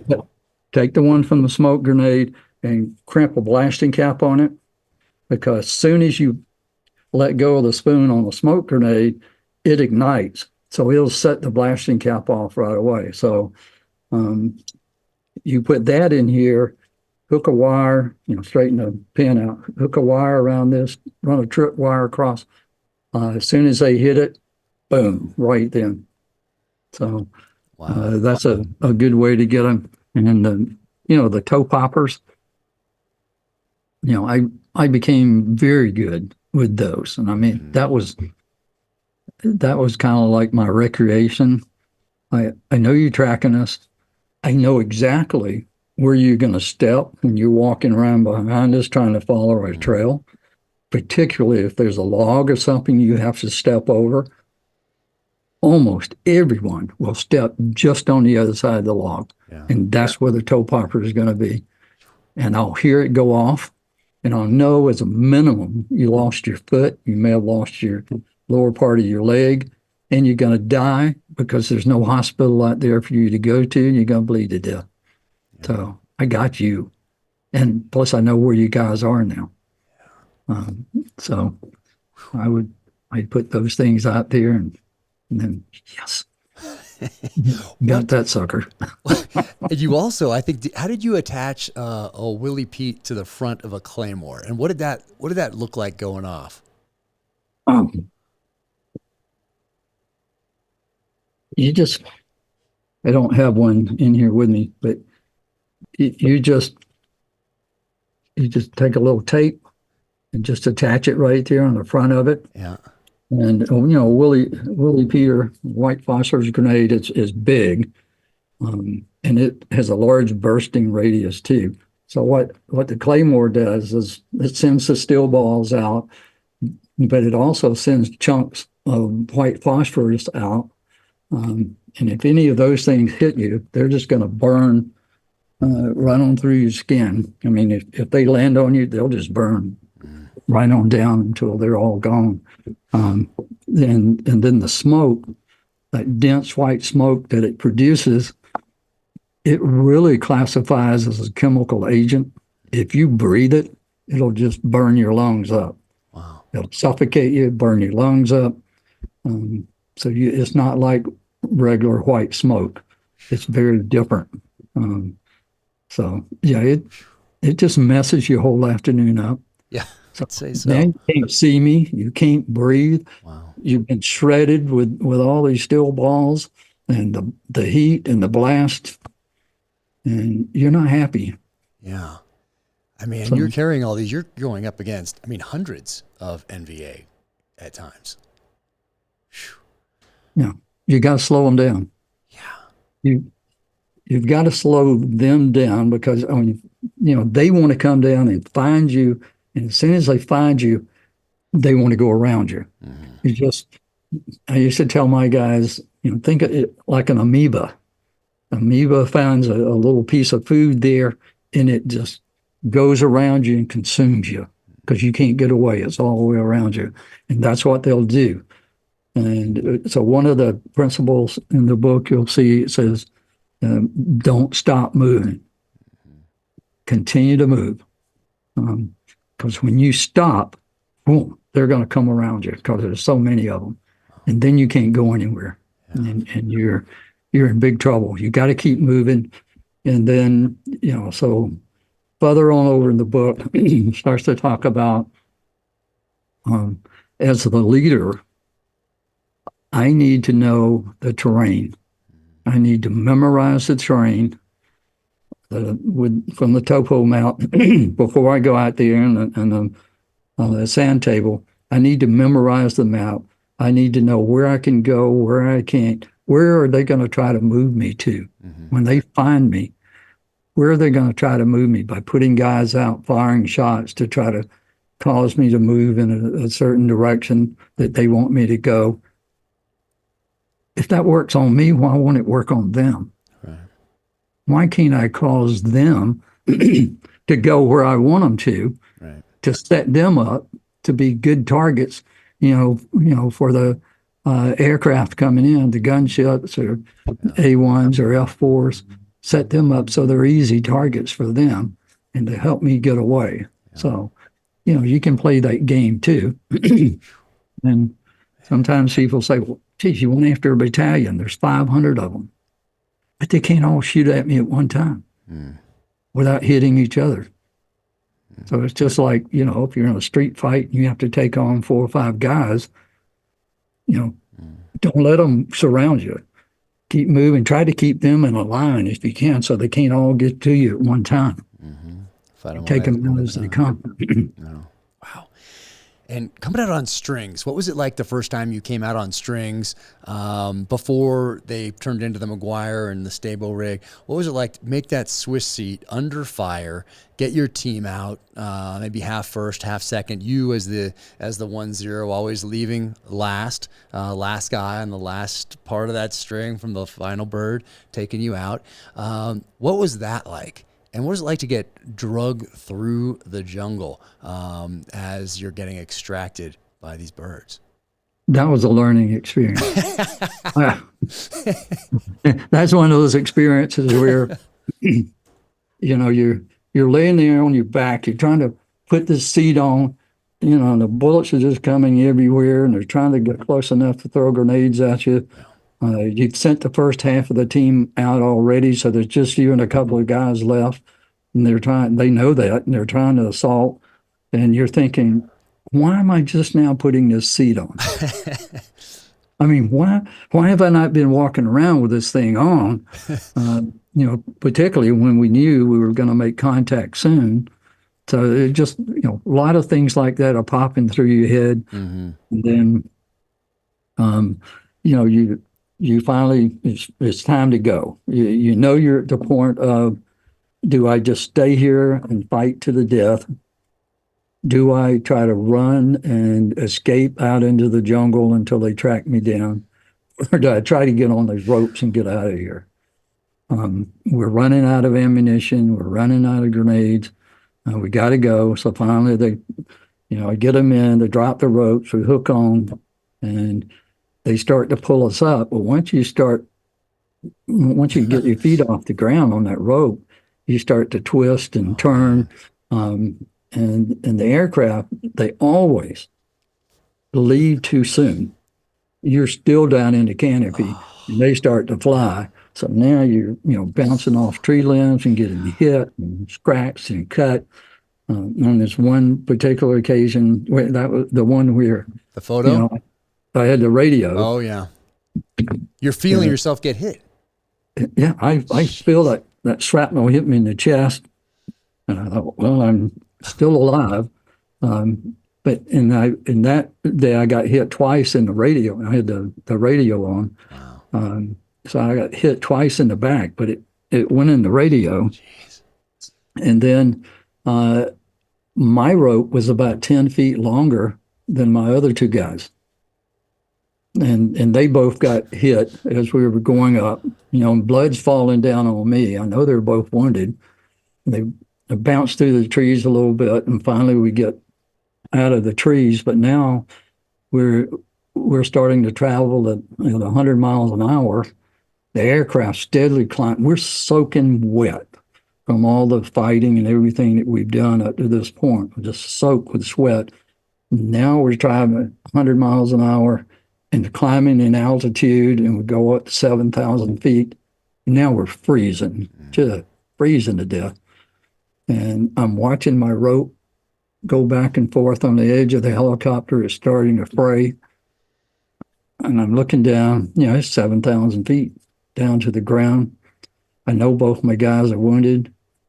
I don't have an operational radio. I can't tell the crew up there that, what the situation is with the team. And, with a Swiss seat, one of the things that happens is after about 15 minutes, because the way that thing comes up through your crotch, it's really cutting off the femoral artery on your two legs. So your legs are starting to go to sleep. And they go to sleep, they go numb, and you're hanging there wondering if the rope's going to last. And in the book, I'd sent the first half of the team out, and when you're on a fire base out close to the border, you never, ever see an aircraft come from the other side of the river over there towards your fire base, because nobody goes into Laos. And all of a sudden, here comes a helicopter with 3 people hanging under the bottom of it. Yeah. And you say, wow, who are these guys? And you get them off, and then you see another helicopter coming. And so you're prepared when they get there. So I get there, they get us off, they treat my guys, put us in the helicopter, and getting ready to take off, and this guy comes running over toward the helicopter with his hand stuck up in the air, waving something. And as we're lifting off, I reach down and I take what he had out of his hand, and it's that picture that's in the book. Yeah. He had bought one of those brand new little Polaroid cameras, the small one, and he handed me the picture. Have no clue who he was. Made my day, because there we are hanging under the helicopter. Yeah, it's an amazing picture. I should have marked exactly where it was. I did mark it, but there's too many things marked in here, so everyone has to buy the book and add both these books to your libraries.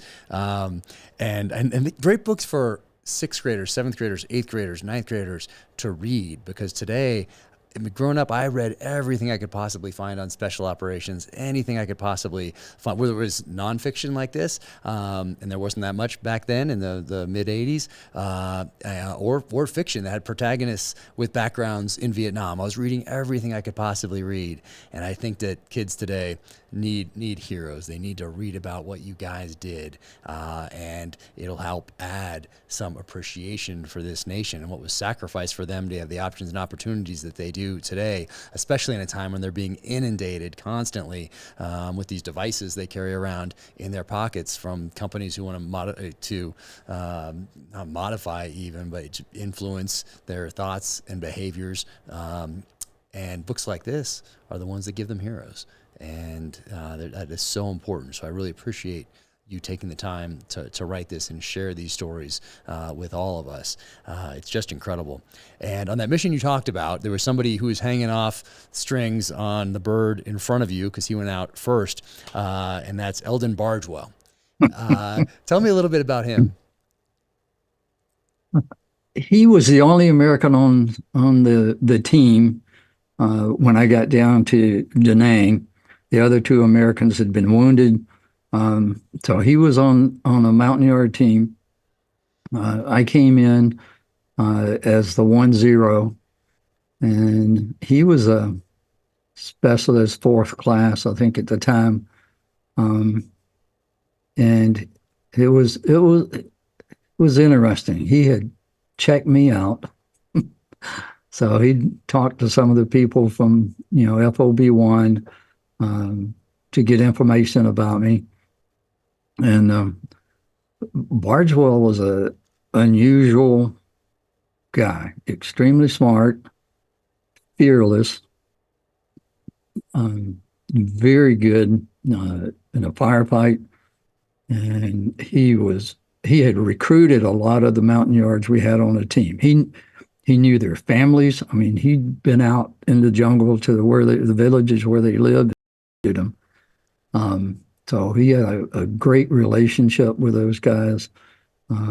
He had a lot of experience, and just got better as we went along.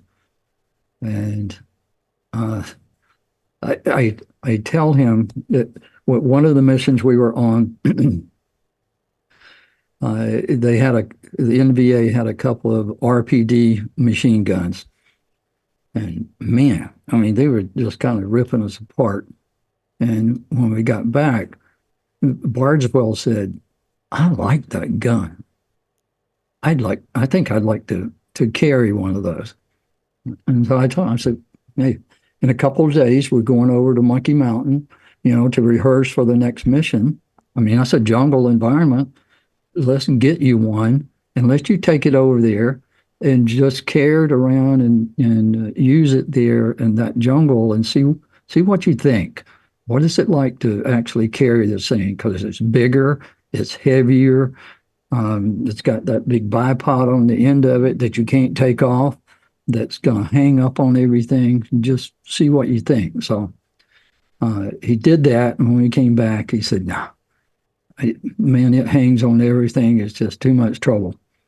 And a little bit later, he came and said, "Some guys down at Khartoum sawed the end of it off, sawed off the tripod and part of the barrel, so it made it shorter, it made it a lot lighter.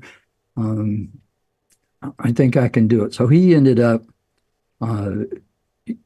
starting to carry an RPD. I left the team and went to a different team, but he started carrying it. Went on a mission, and the NVA fired a B-40 rocket right into the middle of the team, wounded everybody, wounded him, big piece of shrapnel, went in through his cheek, went through the back of his nose, and lodged behind his eye over on the other side. And he was not happy. He didn't appreciate that. Made him mad. And then about 20 of them jumped up and was going to just assault the team and go ahead and finish everybody off. He stood up with that RPD and he took them all out. I mean, he killed them all. And, that's where he got his Distinguished Service Cross from, was from that. And then the funny thing is when he left and went back to the States, a new lieutenant had come in, Ken Bowray had come in, and he kept looking at that RPD that Bargewell had and talking about, man, he'd like to carry one of those. And Bargewell said, well, take mine. Just take this one. I'm leaving. You take it. So he gave it to him. Later on, years later, I'm thinking Bargewell had that RPD, and when he retired as a 2-star general. Ken Bowray also had that same RPD, and when he retired, he was a 2-star general. I should have taken that thing from Bargewell and said, that's my gun. You're not giving it to somebody else, and maybe I could have done that. But in reality, those two guys just had something different. They were definitely generals. You could see that in them, and the way they conducted themselves in or out of combat. They were special, but it was just funny. They both used that same RPD. That is incredible. Ed, you also ran into Bob Howard and Dick Meadows, I think, in your travels. Yeah, I met Bob Howard one time. He had come up to Da Nang to do something around a mission he was going to go on. So I got to meet him, but so I could recognize him and know who he was. And then the next time I saw him, he was going through the Ranger School, and I was back there as an instructor.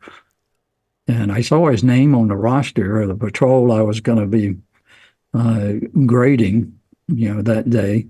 And I thought, no, that couldn't be him. And then I go out there, and there he is, sitting there on the ground with the rest of the guys. And I thought, holy cow. I mean, what is he going to learn here? I mean, he's done it all. I mean, at this point, he's got a Medal of Honor. He's got 8 Purple Hearts. He's got a chest full of silver stars and bronze stars. And you're going to make him have to go through Ranger School? Just give him a tab, The Joker learned it.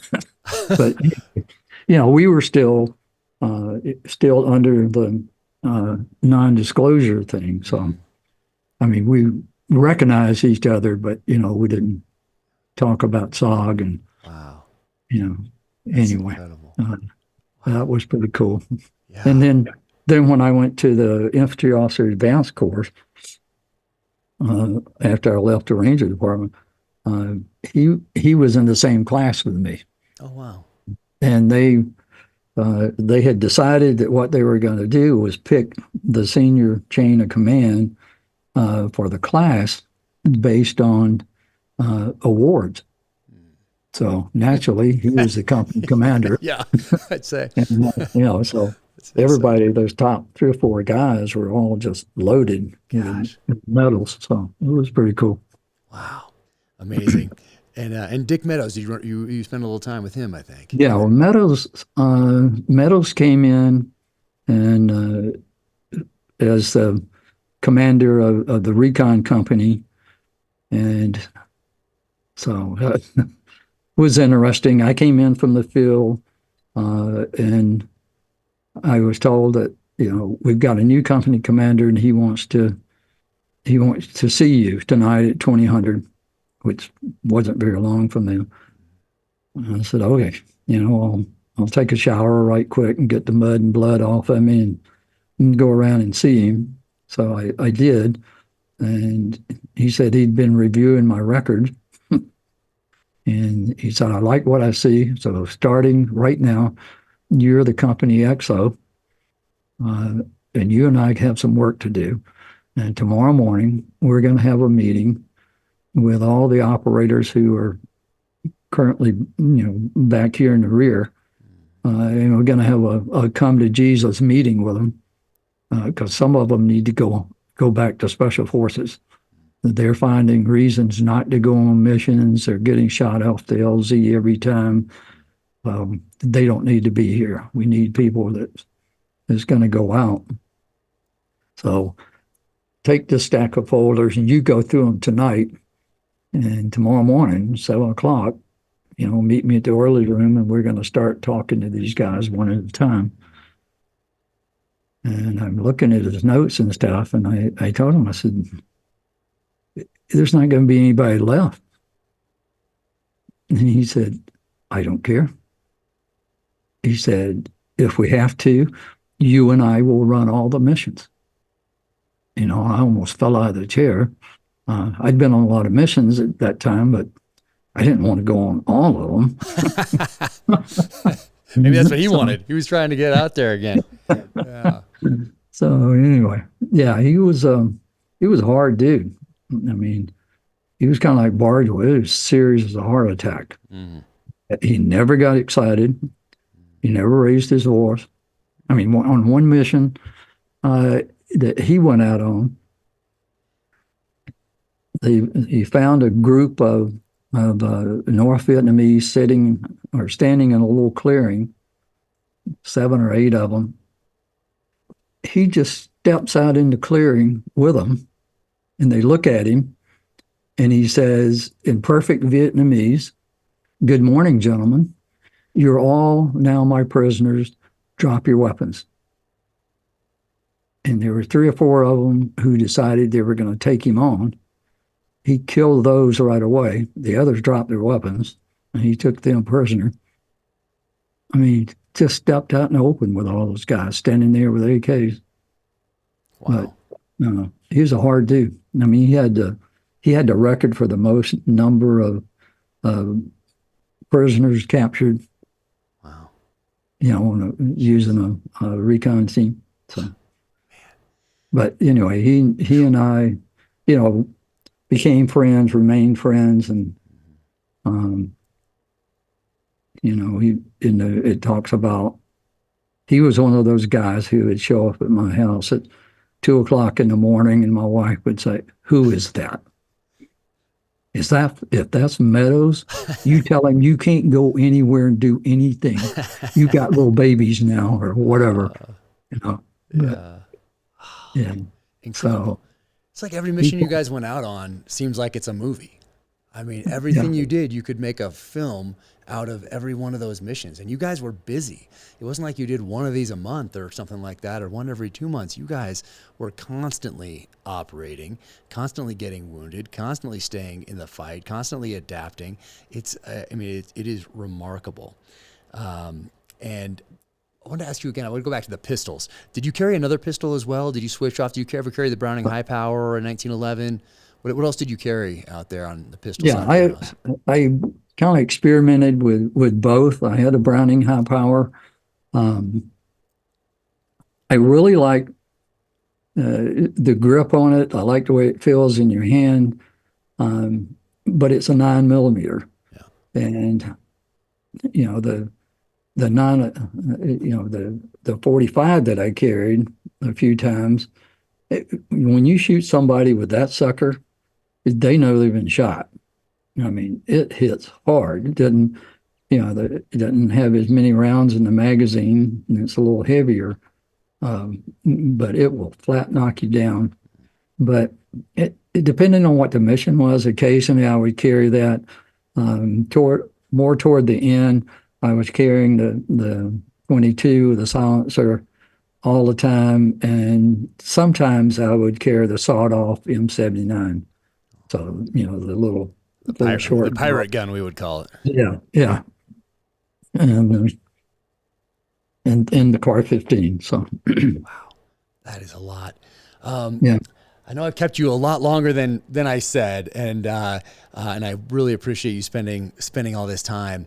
I wanted to ask you quickly about Hamburger Hill in 1969. Hamburger Hill was, and I won't get on a soapbox.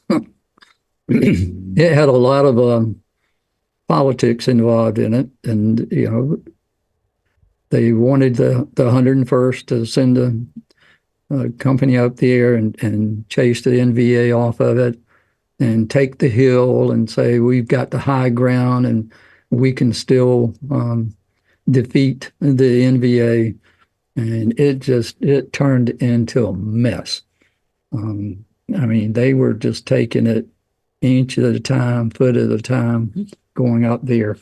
The NVA decided they were going to send a division around to go up and just crush, the 101st battalions that were there.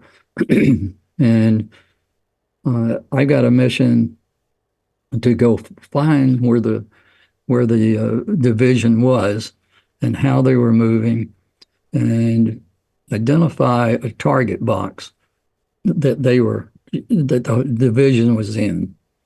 So identify the corners, and then give those coordinates to B-52 that were coming in, so they could come in and bomb them, take out as many as we could in the process.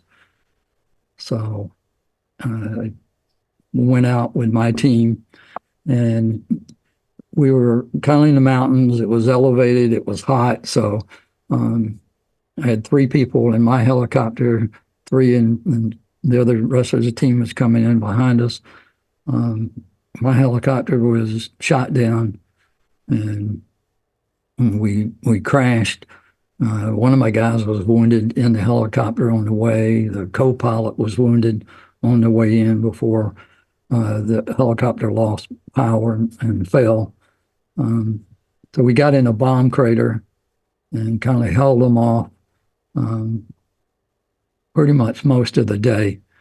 And that was, I had a broken back, couple of fractured vertebrae, couple of broken ribs. And then after I decided, and this is where later I got the idea to write the stress effect book. I realized that when your stress level goes up, your IQ goes down, emotional intelligence goes down, your ability to make effective decisions go down, and you do dumb things like, I've got to crawl out there in the grass and get one of these guys and drag him back in the bomb crater with us, because he can tell us what's going on, where everybody is. Seemed to make sense. Mm-hmm. Except I could barely breathe. I could barely move. And then I went out there and found one and grabbed a hold of him, but he didn't want to cooperate and come back with me. So we got in a fight, wrestling around with him trying to shoot me. I eventually shot him in the shoulder, but I was so weak that didn't make much difference. And eventually, he turned the muzzle of my Carr 15 loose and just clobbered me right in the nose. But when he did that, that left my Carr 15 free now. And all of a sudden he realized I had moved it so the muzzle was about, 6 inches or so from his cheek.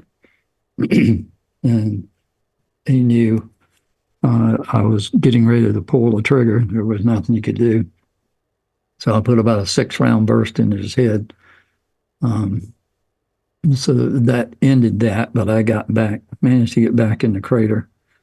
Eventually they got us out and brought us back in.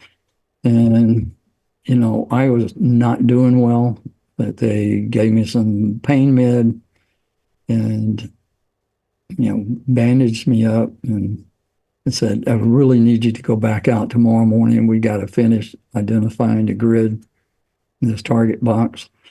So I used pistol belts without any pouches on them. I put several of those around my waist and lower back. I put a board back there with it, kind of padded it a little bit to give my back support. I didn't take a rucksack. I took a lot less than 50 magazines with me, just what I could carry, basically. Inserted us back in. We ran into a bunch of them. We had a big fight all morning. And then I guess I got really stressed out, and I said, I'm going to go get one. And our Cubby said, that didn't work out well yesterday. I don't think you should do that. I said, well, I'm going to get one. So I went out and it didn't work out. So I had to kill them all. And he came back and they finally got us out. But by the time we got out, I had to, the target box identified. It was given to the B-52s, and 6 B-52s came in that evening. Each one of them dropped 110 500-pound bombs in that little rectangle. And that was the end of that division. So, if you guys hadn't done that mission, what was that division going to do without you guys there?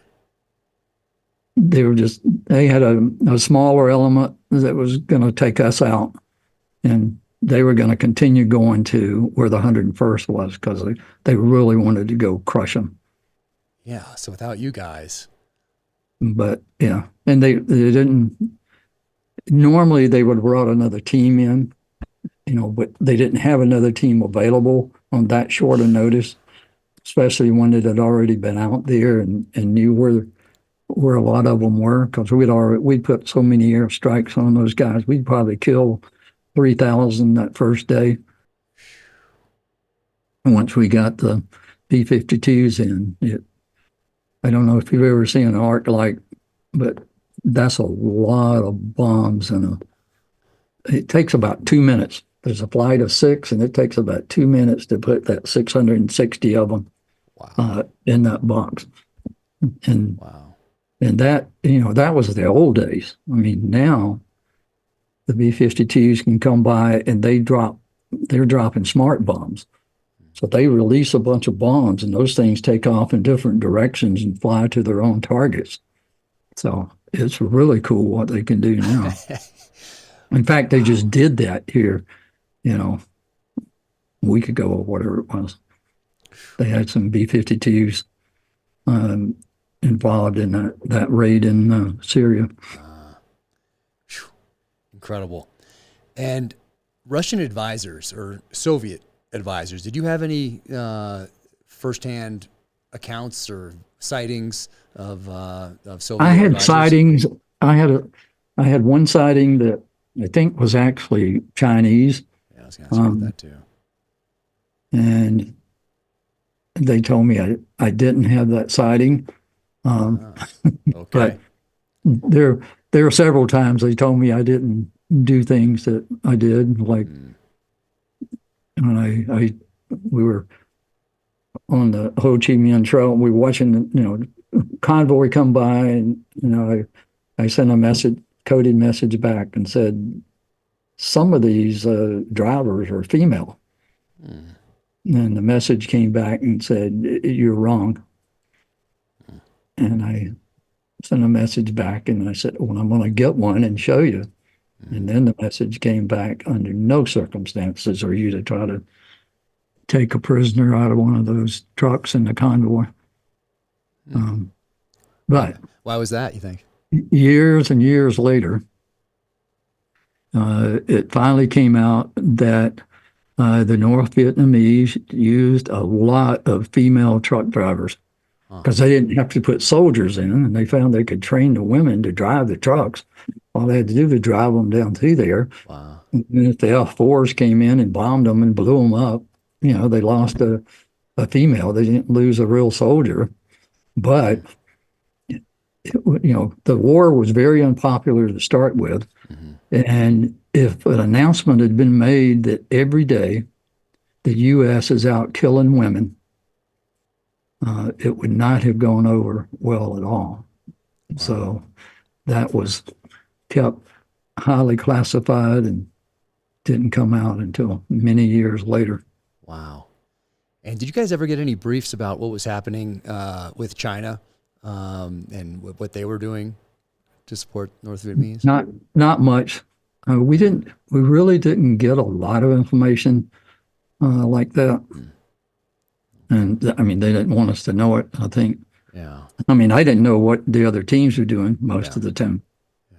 Yeah. And particularly the ones at the other camps. Right. The wiretaps. What were those like? That must have been very rudimentary. Was that on multiple trails? Was that only the Ho Chi Minh Trail? Or what was a wiretap like back in 1968, 1969? And how would you record those? And then you had to physically bring them out, correct? We had a little cassette tape player. And you're holding your hands and you're showing, for those that are listening, not watching, Yeah. that's not very little. Well, Relatively speaking. In 69, that was small for a cassette player. Got it. Yeah. Okay. So, but you had a cassette player with a little cassette tape, a little cassette tape in it, and some wires coming out of it. And what you would do was you would find where the wire was going through the jungle from tree to tree and sometimes post to post.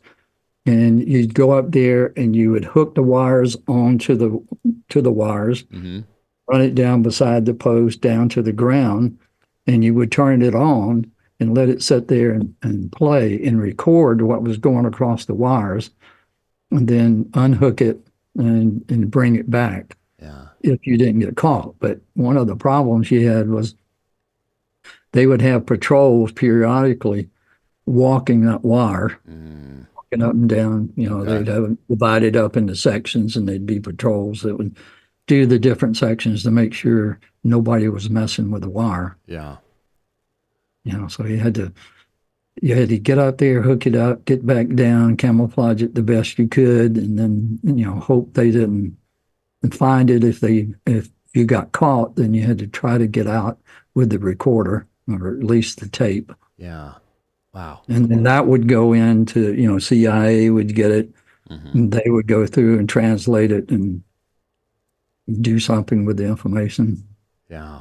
And then one of the most fascinating programs that you guys were involved in, to me anyway, and I heard of it a long time ago, and it's being talked about more and more now since some time has passed, is Elder Son. And how you used to carry, I think you used to always carry maybe an AK mag, or unless you were carrying an AK as your primary because of a certain mission, then you wouldn't. But if you weren't and you were carrying that Carr 15, then you'd carry an extra, or a specific Elder Son AK mag that you could leave behind on a dead soldier usually. And so what was Elder Son?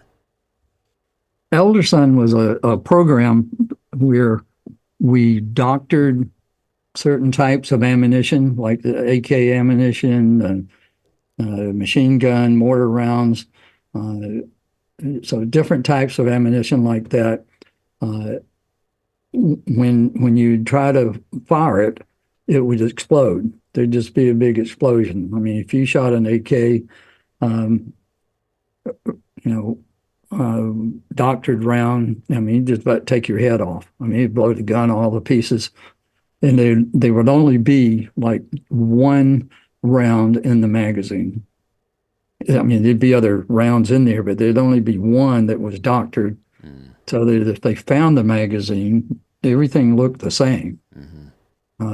But if he worked his way down to that one that was doctored, I mean, he was gone. And you see that happen to me, and whoa, I don't want to shoot mine anymore. Right. If these things are going to blow up, I don't want to do that. Or you drop a mortar round in a tube and it takes out the whole crew. Or you try to shoot an anti-aircraft round and it blows the whole gun apart. So we would go out and plant those things in ammunition caches.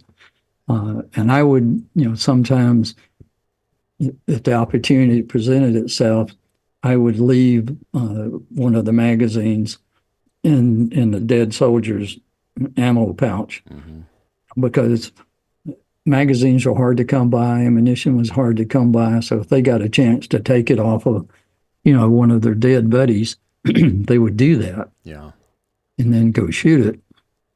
And since there's only one round in there, it blows up. They can check all the other rounds that are left in the magazine. I mean, they're all good. There's nothing wrong with them. So. Amazing. And did you guys ever talk about there possibly being a spy in Saigon attached to one of the headquarters elements that was running or part of MACV-SOG?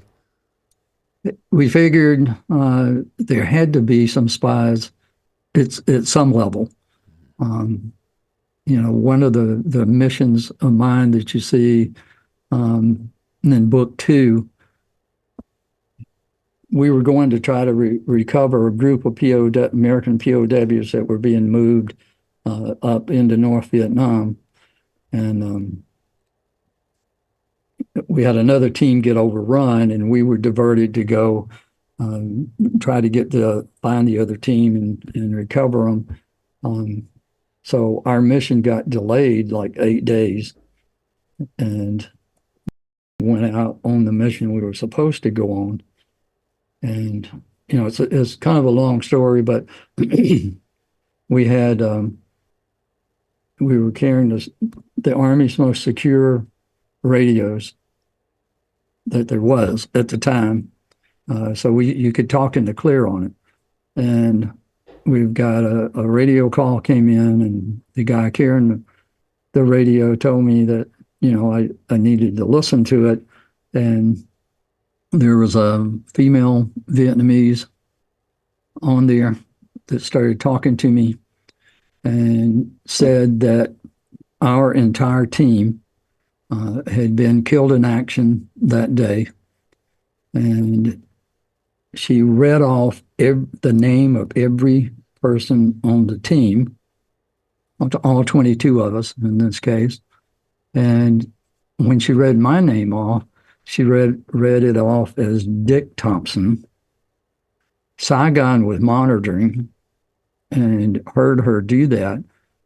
They just thought she'd screwed my name up when she said Dick Thompson, because no one knew I was Dick Thompson. The Army called me Henry, and that's what everybody there knew me as. But she read it off as Dick Thompson. And so that made me think, how did she know that? Mm-hmm. How did she get a hold of that information? There were 2 people at that point that knew me by that name. That was Bargewell. I knew he was safe right then. And a cousin in country, but he was a long way, down in South Vietnam. But somehow she'd gotten my name, and they knew where we were. And they came after us with 2 400-man groups coming after us from 2 different directions. They knew all about what we were there to do, where we were located. They knew the name of everybody. So they had gotten a lot of information. And later, as we were disbanded, they did catch a high-level guy down in Saigon, but we also had a guy there in CCN at Da Nang that was a spy. And then, you had Vietnamese working inside this top-secret compound. They came and went every day. They came in, they washed clothes, they cooked food, they cleaned, they did all kinds of things like that. But, they were in a compound where they could overhear people talking or see things in the rooms. So, yeah, but still to be able to talk to you on mission and have that specific information. With that radio. This radio had a code gun, manual code gun, had 21 manual settings on it that changed every day, and you had to put it down inside the radio to set the code in the radio. You had to have the right frequency for the time of day. Mm-hmm. They had all that. Where did they get? No one had reported any missing radios. But yeah, there she is talking to me on it. So, where do you think they got it? How do you think they did that? Somebody there in the compound must have gotten a hold of the code book, the frequency book. I don't know how they got the radio. They must have stolen it someplace that hadn't been reported, or we didn't know about it. Yeah. I think that the spy in Saigon ended up being on the prime minister's staff. Is that right? I think maybe a chief of staff even. Yeah, he was pretty high up. I forgot. detailed. Who's the senior guy at CCN that was discovered later? I don't remember his name, but yeah, he worked up in operations. Okay. Jeez. Wow. I know I've kept you so long, and I so sincerely appreciate this. And I want people to know that we have not even scratched the surface on the things that you did. And just remarkable. But I do want to talk about this one quickly, because I think people listening or watching might have picked up that you are the king of the understatement. I don't know if someone ever has told you that before. And when I was reading this particular passage, it happens all the time when you, on interviews, it's happened in this conversation that we've had and in your writings. But this is coming from chapter 9, Rest and Recuperation, May 1969 here. And this is when you jump out of a helicopter, holding onto a McGuire rig. And I'd like for you to tell us a little bit about that. But before you do, let me read this. So more men were about to die. Going down the rope, the only way I could influence the outcome. I stepped off the skid and quickly began to discover some flaws in my plan. I love that sentence. So you're jumping out of a helicopter, essentially, holding on to a piece of rope. And only then do you say that you began to discover some flaws in said plan. To finish up and bring this to an end, because we've gone so long. And once again, there's so many stories in here, all just incredible. But this one in particular, jumping out of a helicopter. What's going on with this particular operation? I had just come back from a pretty rough mission, and I was given 2 days off to just rest and recuperate. So what I was trying to do was, as soon as I finished breakfast that morning, I was going to try to get out of the compound, go down in Da Nang to a safe house we had down there, and hang out there for a couple of days. Because if you stayed around in the compound, there was a good chance they were going to find something else for you to do. And I needed a short break. So I was walking toward the gate of the compound. A helicopter came in, landed on the helipad about 100 meters away from me. A lot of activity going on there, people jumping around, running around, and then someone looked and saw me and started yelling at me, but I couldn't hear him with the sound of the helicopter and being that far away, and he came running toward me, and he got close enough I could hear him. He said, "Hey, LT," for Lieutenant, "do you know how to hook up a McGuire rig?" And I told him yes, and he said, "We got an emergency going on. Can you do that?" So I ran over to the helicopter with him. I set my Carr 15 and the bandolier of ammunition I had, down. Went to the helicopter, got inside, because it's kind of a complex process of hooking 4 McGuire rigs up to the helicopter. So I'm hooking them up. The McGuire rig has a 110-foot nylon rope attached to it and has a sandbag attached to the McGuire rig itself. And then the rope is daisy chained up inside of a sandbag. So when you throw the sandbag out of the helicopter, it just unfurls the rope, drops down till it's fully extended, and then someone can get in the McGuire rig and you can pick them up and drag them through the trees or whatever you want to do with them. So anyway, I got in and I'm hooking these things up, and just as I'm finished, I realized that the RPM had really increased with the rotor blade. The helicopter was starting to shake, and we were actually lifting off the ground. And we're lifting up, and I pulled the crew chief over, and I said, "Hey, I'm not supposed to be on here." And he said, "Sorry about that. We got an emergency, and we got to go. You just have to go with us." So I sat back down and said, "Well, I'll be delayed a couple of hours, and then I'll do my R&R." So he told me that the team had gotten in contact, and that the helicopter that had went in to extract some of the team members had been shot down, and there was another helicopter in front of us that was going to the site. And I was just sitting there, and I don't know, my mind just started spinning, and I began to see this one little scenario over and over that was us getting there. The other helicopter in front of us was getting shot down, us getting there, and there was a problem on the ground, and somebody was going to have to go there. And I'm kind of looking out of the helicopter, and it's like a black hole. And anyway, I pulled the crew chief over, and I told him, what I had seen. And I said, it's just playing like a video. And he said, that's crazy. I said, yeah, you're right. And then a few minutes later, he pulls me over and he says, it just happened. What?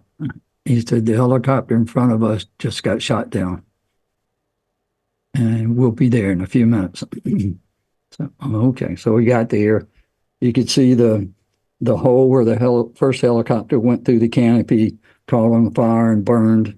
The other helicopter was still intact for the most part, was down in a ravine, tail broken off, fuel spilling out over the crew that was still trapped in the helicopter. The team was in contact with some NVA a couple of 100 meters away. So I told the pilot, come back around. He'd get over the hole where the second helicopter went down, and I would drop the McGuire rig out and go down the rope. And we ended up actually going over the canopy. We went over the hole.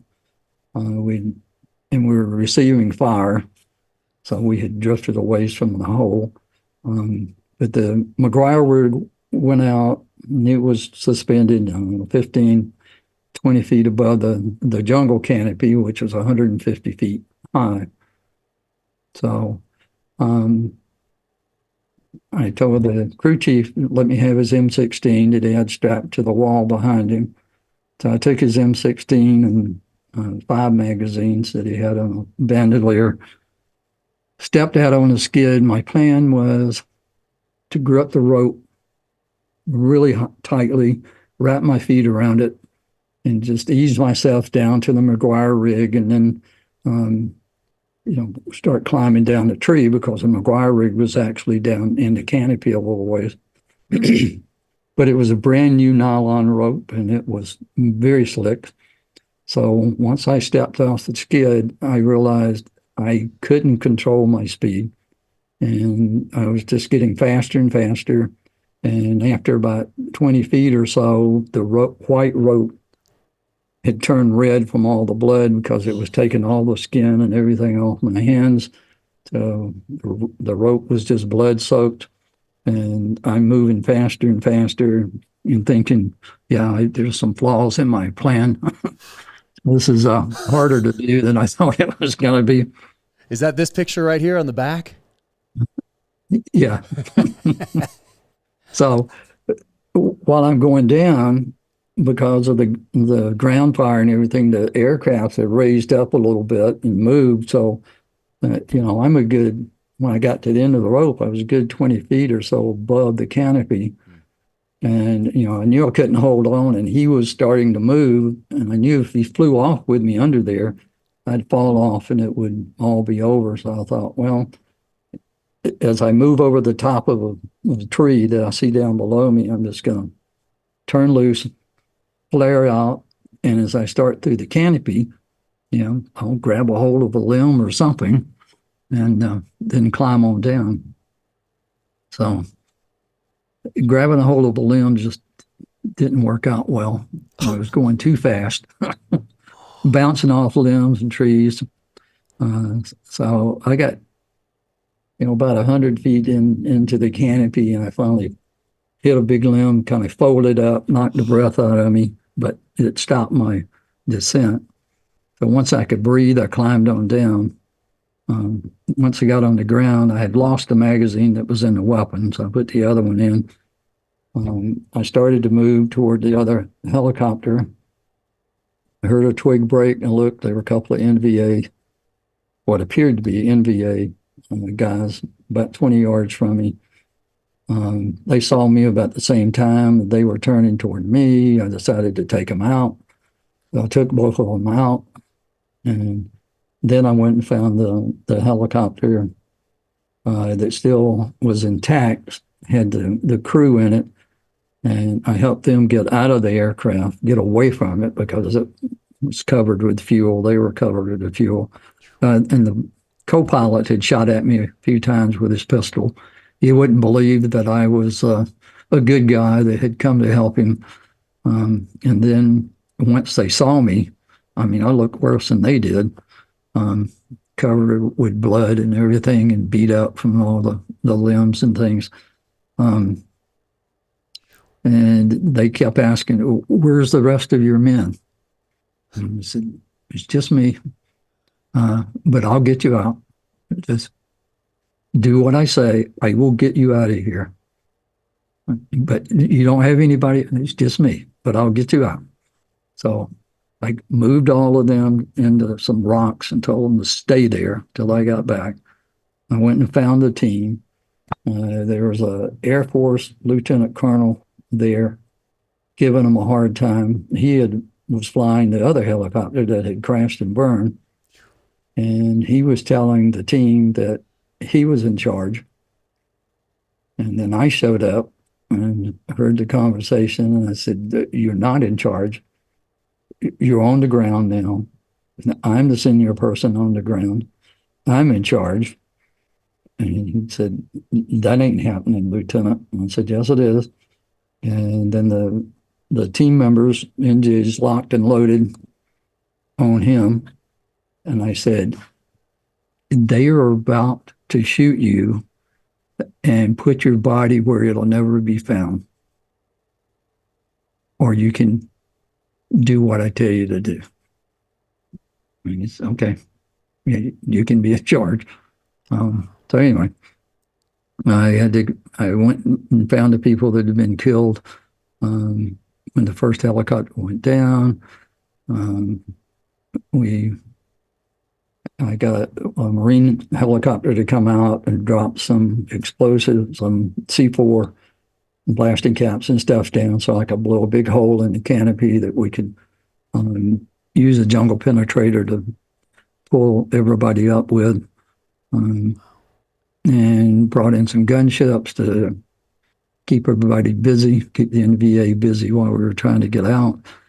And eventually got all 17 bodies and people out, and we flew away, got back to the compound at Da Nang, and it was told that we had left someone out there because the Air Force pilot didn't tell me. He didn't know where his crew chief was. His crew chief had been killed in the crash and burned up with the aircraft, but he didn't tell me that while we were out there. So I was given the mission to go back out the next morning and find the crew chief and bring him back and destroy the helicopter. And, I'm standing there. I have no meat on my hands, fingers, thumbs, cuts all the way down, and the muscles and stuff on my hands. And my boss said, yeah, you got to go back out and get him in the morning.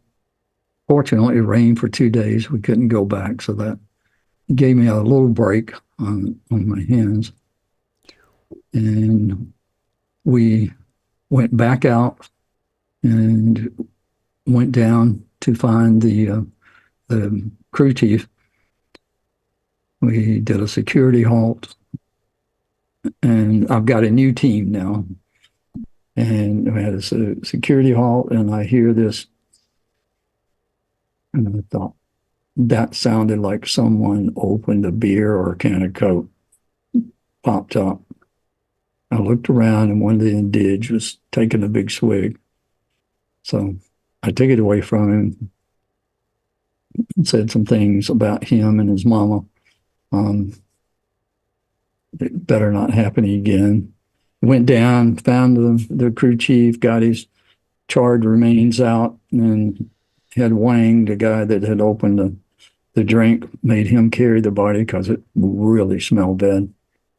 And then I was supposed to destroy the helicopter. So I went to the helicopter. I got inside with 40 pounds of C4 blasting caps. I'm packing it all around inside the cockpit. NVA showed up, started shooting. They knew I was in the aircraft. So I sent my guys up on top of the little ravine on the high ground. Finally got it all packed in there, but they're shooting and hitting it. But, the C4 is not going to go off from a bullet hitting it. So that wasn't the issue. The issue was going to be when I stuck those two blasting caps in it. If a bullet hit the blasting cap, the whole thing would go. So anyway, I did that at the last second, bailed out, managed to get back up on top of the ridge. The NVA, 5 or 6 of them ran up to the helicopter, shooting up at us. And myself and the team are kind of looking over the edge thinking they're not really standing behind the helicopter with the time fuse burning. But they were. And we got down, and all of a sudden 40 pounds of C4 goes off. Nothing but body parts and pieces of the helicopter scattered all over the jungle. Wow. Then the main body of the NVA came up. So big firefight, brought in some gunships, eventually got out of that and spent 2 days in the rain up on top of the mountain before they could get us out. So it was an interesting few days. Wow. Or as you guys like to say, just another day in SOG. Yeah, just another day in SOG. Wow. I had several people wounded, mostly with shrapnel. So, jeez, incredible, just incredible. And there is one more story before you go: the traveling tomahawk. You finished the book, get close to that. What is the traveling tomahawk? I had heard some rumors from some people down at the other camp where Bob had gone to that he had he'd bought a tomahawk from somewhere and had somebody decorate it, put his lieutenant bars on it, and put Vietnam and some other things and dates and stuff on it. And then when he was killed, it was, I guess, sent back with his personal effects to his family. And, I didn't know about it at the time when I was over there. I found this later on from some other SOG guys who were down there with him when he was killed, that they had told me about, the tomahawk. And then a couple of years or so ago, General Beauray, the other guy that used the RPD machine gun, he sent me an email and he said,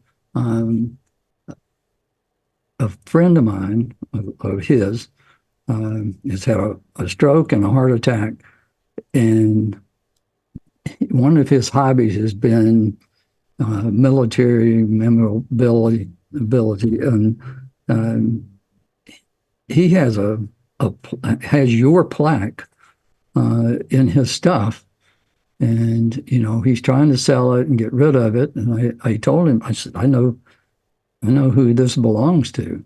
And he said, it's yours. And I said, I don't know exactly what you're talking about. And he sent me a picture, and I thought, holy cow, there's a tomahawk. It's got my name on it, Lieutenant Thompson, all this kind of stuff. He said he's been carrying this thing to all these, military shows for 20 years, trying to find somebody who knew who this was. Wow. And, it's you. So anyway, he put me in touch with him. I talked to him, and, he said he wanted me to have it. Wow. So apparently, when Bob had made his tomahawk, he made one for me too.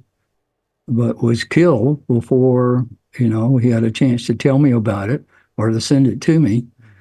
So it disappeared after he was killed, and nobody knew anything about it. And this thing had traveled around all over for 50 years, waiting on the right set of people to come together at the right time to get it to me.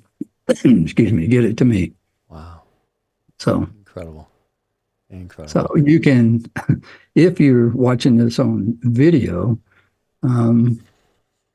just up above the top of my head on the wall, in the center, there's three plaques across the top. The center one is the tomahawk. No way. I can't quite see it. It's right. It cuts off right on my screen anyway, right there. But just right above the top of my head. No kidding. Wow. I go up right right there. That's amazing. And it's here. The picture of it is in the book. I just held it up. There it is again, right there. So that's it, right there on your wall. Yep. Wow.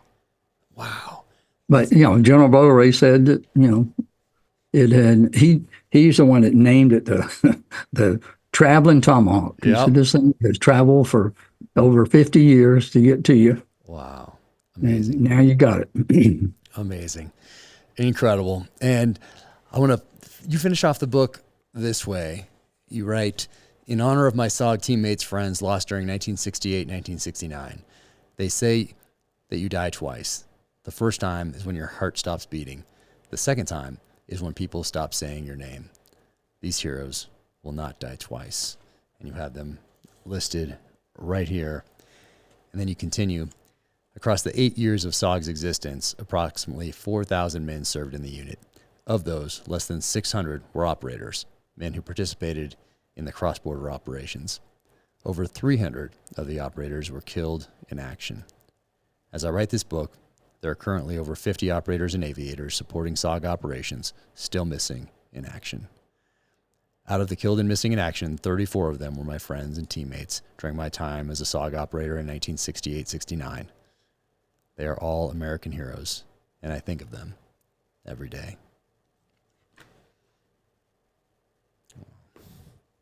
Amazing.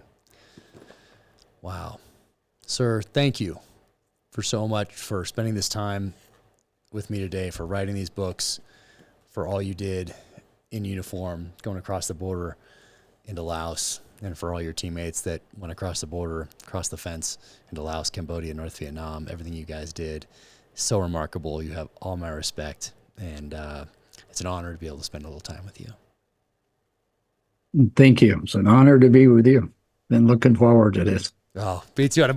We could spend days. I could spend days talking. We talked about like 3 of the mission. I mean, it's incredible what you did. So we'll have to do something again in person at some point, and I could ask you questions for days and listen to you for days. So so thank you again, and everybody else, go out there, add these books to your life, gift these books to younger people in particular, because as I said earlier, that next generation needs heroes. And you're one of mine. Well, thank you. You're one of mine. I appreciate everything you've done. Well, I appreciate that. And take care, and hopefully I'll see you in person soon. Okay. We'll do it. All right. Take care, sir. All right. Thank you. This episode of the Danger Close podcast is brought to you by Cry Havoc. From New York Times #1 best-selling author, Jack Carr. Cry Havoc, a Tom Reese thriller. Order now.